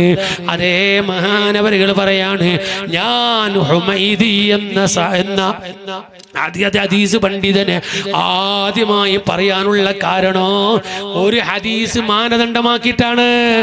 അതേ ഖദ്ദിമൂനി ഖുറൈശ, ഖദ്ദിമു ഖുറൈശ എന്ന് പറയുന്ന ഹദീസ് ഉണ്ട്. നിങ്ങൾ ഖുറൈശികളെ മുന്തിക്കണോ തങ്ങന്മാരെ മുന്തിക്കണോ എന്നുണ്ട്. അതുകൊണ്ട് ലോക പ്രശസ്ത ഗ്രന്ഥമായ ബുഖാരിയെ ഞാൻ തുടങ്ങിയതൊരു തങ്ങളെ കൊണ്ടാട്. ആ തങ്ങളാണ് ഹുമൈദി റളിയല്ലാഹു അൻഹു. അവര് സയ്യിദാൻ ഷോപ്പിംഗ് കോംപ്ലക്സ് പാണക്കാട് തങ്ങൾ തുടങ്ങണം. തങ്ങന്മാർ ഉദ്ഘാടനം ചെയ്യുന്ന ബുഖാരിയിലുണ്ടോ? ബുഖാരിയെ ഉദ്ഘാടനം ചെയ്യുന്നത് തന്നെ ഒരു തങ്ങളാ. ഈ മണ്ടന്മാർക്ക് എന്തെങ്കിലും തിരിയോ? ബുഖാരിയെ ഉദ്ഘാടനം ചെയ്ത് തന്നെ ഒരു തങ്ങളാ. ബഹുമാനപ്പെട്ട ഹുമൈദി തങ്ങളാൽ ഫതുൽ ബാരിയിൽ രേഖപ്പെടുത്തുകയാ. അപ്പോൾ എല്ലാവരും തങ്ങന്മാരെ ആദരിച്ചവരാണ്, തങ്ങന്മാരെ ബഹുമാനിച്ചവരാണ്. പ്രിയപ്പെട്ട സുഹൃത്തുക്കളെ, തങ്ങന്മാരെ ആദരിക്കണം, ബഹുമാനിക്കണോ. എല്ലാ സയ്യിദന്മാരെ ബഹുമാനിക്കണോ. മദ്ഹബിന്റെ ഇമാമിങ്ങളൊക്കെ അങ്ങനെയാണ് ചെയ്തത്. ബഹുമാനപ്പെട്ട താജുശ്ശേരി അലിക്കുഞ്ഞി ഉസ്താദ് ഒരു ദിവസം ഉസ്താദിന്റെ കൂടെ അതിന് പോയപ്പോൾ, ഈ അടുത്ത് ഇതേ സ്ഥലം കിന്യ അല്ലെ, നമ്മളെ കൊളക്കെ, BC റോഡിലുള്ള കൊളക്കെ, ആ കൊളക്കെ എന്ന സ്ഥലത്ത് അലിക്കുഞ്ഞി ഉസ്താദിന് കൂടെ വേദന പോയപ്പോൾ, വേദന മുമ്പ് ഭക്ഷണം കഴിക്കാൻ വേണ്ടി ഒരു പേർക്ക് പോയി. ചോറെല്ലാം വെച്ച് ആ ഫ്രൂട്ട് അങ്ങ് കൊണ്ടുവച്ചപ്പോ ഒരു ചെറിയ കിടാ, ഒരു 3 വയസ്സ് കാണുന്ന ഒരു കിടായിൽ ഇങ്ങനെ വന്നു. ഞങ്ങൾ 2000 ഫ്രൂട്ട് നിന്നാണ്. ഈ കിടാവ് വരുമ്പോ പൊരക്കാരൻ ചൊല്ലി, അത് തങ്ങളെ കിടാവൂ, തങ്ങളെ കിടാവൂ. ഇത് ചെല്ലണ ഉസ്താദ് വരെ എനിക്കൽ ഇരുന്നിരുന്നു. സുബ്ഹാനല്ലാഹ്, 80 വയസ്സ് കഴിഞ്ഞ അലിക്കുഞ്ഞി ഉസ്താദ് 3 വയസ്സിന്റെ കിടാവ് തങ്ങളെ കിടാവ് ഒറ്റണിക്കല്. എന്നിട്ട് കിടാവിനെ കയ്യിലെടുത്തിട്ട് മുത്തി. അത് എന്നോട് റഫീഖോയിലാരെ, ഞാൻ എന്തിനാ എണിച്ചെന്നറിയോ? കിടാവിനെ ബഹുമാനിച്ചിട്ടല്ല, തങ്ങല്ലേ റസൂലുള്ളാഹിന്റെ പുള്ളിയല്ലേ, അതിനെ ബഹുമാനിച്ചിട്ട് എണിച്ചതാ. സുബ്ഹാന റബ്ബികൾ നോക്ക്, ഇതാണ് ലോകത്തിന്റെ ചരിത്രം. അഹ്ലു ബൈത്ത് വലിയ അടയാളമാണ്, വലിയ ചിഹ്നമാണ്. ആ ചിഹ്നമാകുന്ന അഹ്ലു ബൈത്തിനെ ആദരിക്കണോ, അതോടൊപ്പം റസൂലുള്ളാഹിനെ സ്നേഹിക്കണോ. ഹബീബാണ് നമ്മളെ മധ്യവർത്തി. റസൂലുള്ളാഹിനെ കൊണ്ടല്ലാതെ രക്ഷപ്പെടാൻ ഒരു വഴിയും നമുക്കില്ല. അന്ത ശഫീഉൽ ഹദീ ترجى شفاعته على الصراط إذا ما زلت القدم. മഹാന്മാര് മുത്തുനബിയെ പാടിയില്ലേ, അന്ത ശഫീ. അങ്ങകലെ മദീനയിലെ പച്ചക്കുപ്പയുടെ താഴ്ഭാഗത്ത് ക്ഷീണമില്ലാതെ വിശ്രമിക്കുന്ന നബിയെ, അന്ത ശഫീ. അങ്ങാണ് ഞങ്ങൾക്ക് ശഫാഅത്ത് ചെയ്യേണ്ടവര്, അങ്ങാണ് ഞങ്ങളെ ശാഫിഈ, അങ്ങാണ് ഞങ്ങൾക്ക് ശഫാഅത്ത് ചെയ്യേണ്ടത്. മുത്തുനബിനെ വിളിച്ച് ലോകം പാടുകയാണ്. തുർജാ ശഫാഅത്തുഹു, അങ്ങയുടെ ശഫാഅത്താണ് ഞങ്ങൾ ആഗ്രഹിക്കുന്നത്. ഞങ്ങൾക്ക് രക്ഷപ്പെടാൻ ഒരു വഴിയുമില്ല, ഞങ്ങൾക്ക് രക്ഷപ്പെടാൻ അമലില്ല. ഞങ്ങളെ എല്ലാം തങ്ങളാണ്, തങ്ങളാണ് ഞങ്ങളെ പ്രതീക്ഷ. തുർജാ ശഫാഅത്തുഹു, തങ്ങളാണ് ഞങ്ങളെ പ്രതീക്ഷ. അലാ സിറാത്തി ദാ മാ സല്ലത്തിൽ ഖദമു.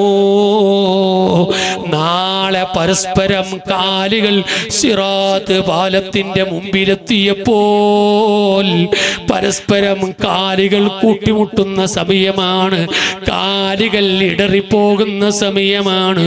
അവിടെ കാലിടറിയാലോ വീഴുന്നത് നരകത്തിലേക്ക്. ആ സിറാത്ത് പാലത്തിന്റെ മുകളിൽ കാലിടറുന്ന സമയത്ത് ഞങ്ങൾക്ക് രക്ഷപ്പെടാനുള്ളത് ഒരേ ഒരു നേതാവാണ്, മുഹമ്മദുർ റസൂലുള്ളാഹി.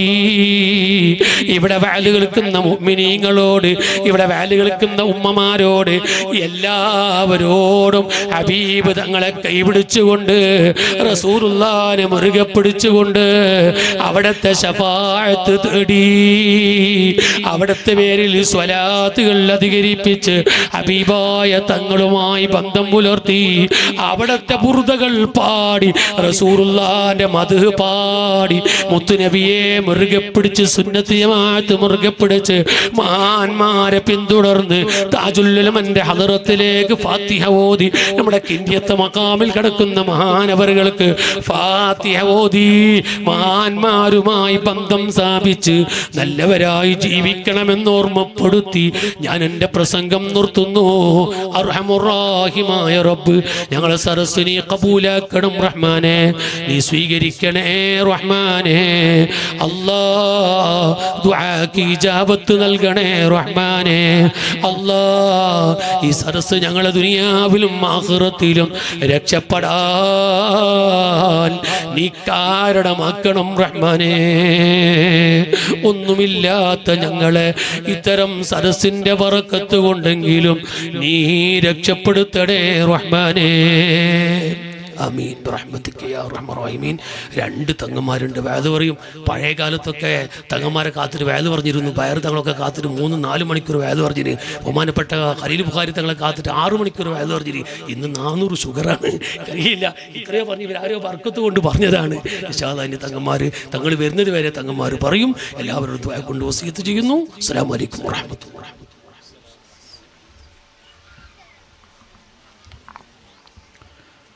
അൽഹംദുലില്ലാഹ്, വളരെ അർത്ഥവത്തായ നല്ല നസീഹത്താണ് ബഹുമാനപ്പെട്ട റഫീഖ് സാരി ഉസ്താദ് നമുക്ക് പറഞ്ഞു തന്നത്. അള്ളാഹു അത് ജീവിതത്തിൽ പകർത്താൻ അള്ളാഹു നമുക്ക് തൗഫീഖ് നൽകി അനുഗ്രഹിക്കട്ടെ.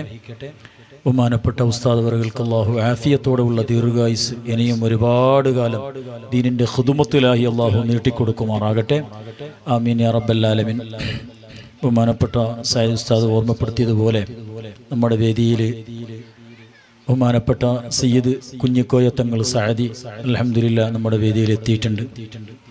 നമ്മൾ ഈ സയ്യിദന്മാരെയും ആലിമികളെല്ലാം കൊണ്ടുവരാൻ വേണ്ടിയിട്ട് നമ്മളെ കുട്ടികളെല്ലാം റെഡിയാക്കിയിട്ടുണ്ടായിരുന്നു, ദഫ്ഫലെല്ലാം. ബഹുമാനപ്പെട്ട തങ്ങൾ ഡയറക്റ്റായിട്ട് സ്റ്റേജിലേക്ക് വരുമ്പോൾ മനസ്സിന് വല്ലാത്തൊരു ദുഃഖം ഉണ്ടായി. തങ്ങൾ പറയുന്നത് നമ്മളൊന്നും ആഗ്രഹിക്കുന്നില്ല, ഏതായാലും നമ്മളെ ഉത്തരവാദിത്തമാണ്. അള്ളാഹു ബഹുമാനപ്പെട്ട തങ്ങളവർക്ക് അള്ളാഹു ആഫിയത്തുള്ള ദീർഘായുസ് അള്ളാഹു നൽകി അനുഗ്രഹിക്കട്ടെ. നമ്മുടെ നാട്ടിലെ പുതിയാപ്പിളയും കൂടിയാണ്.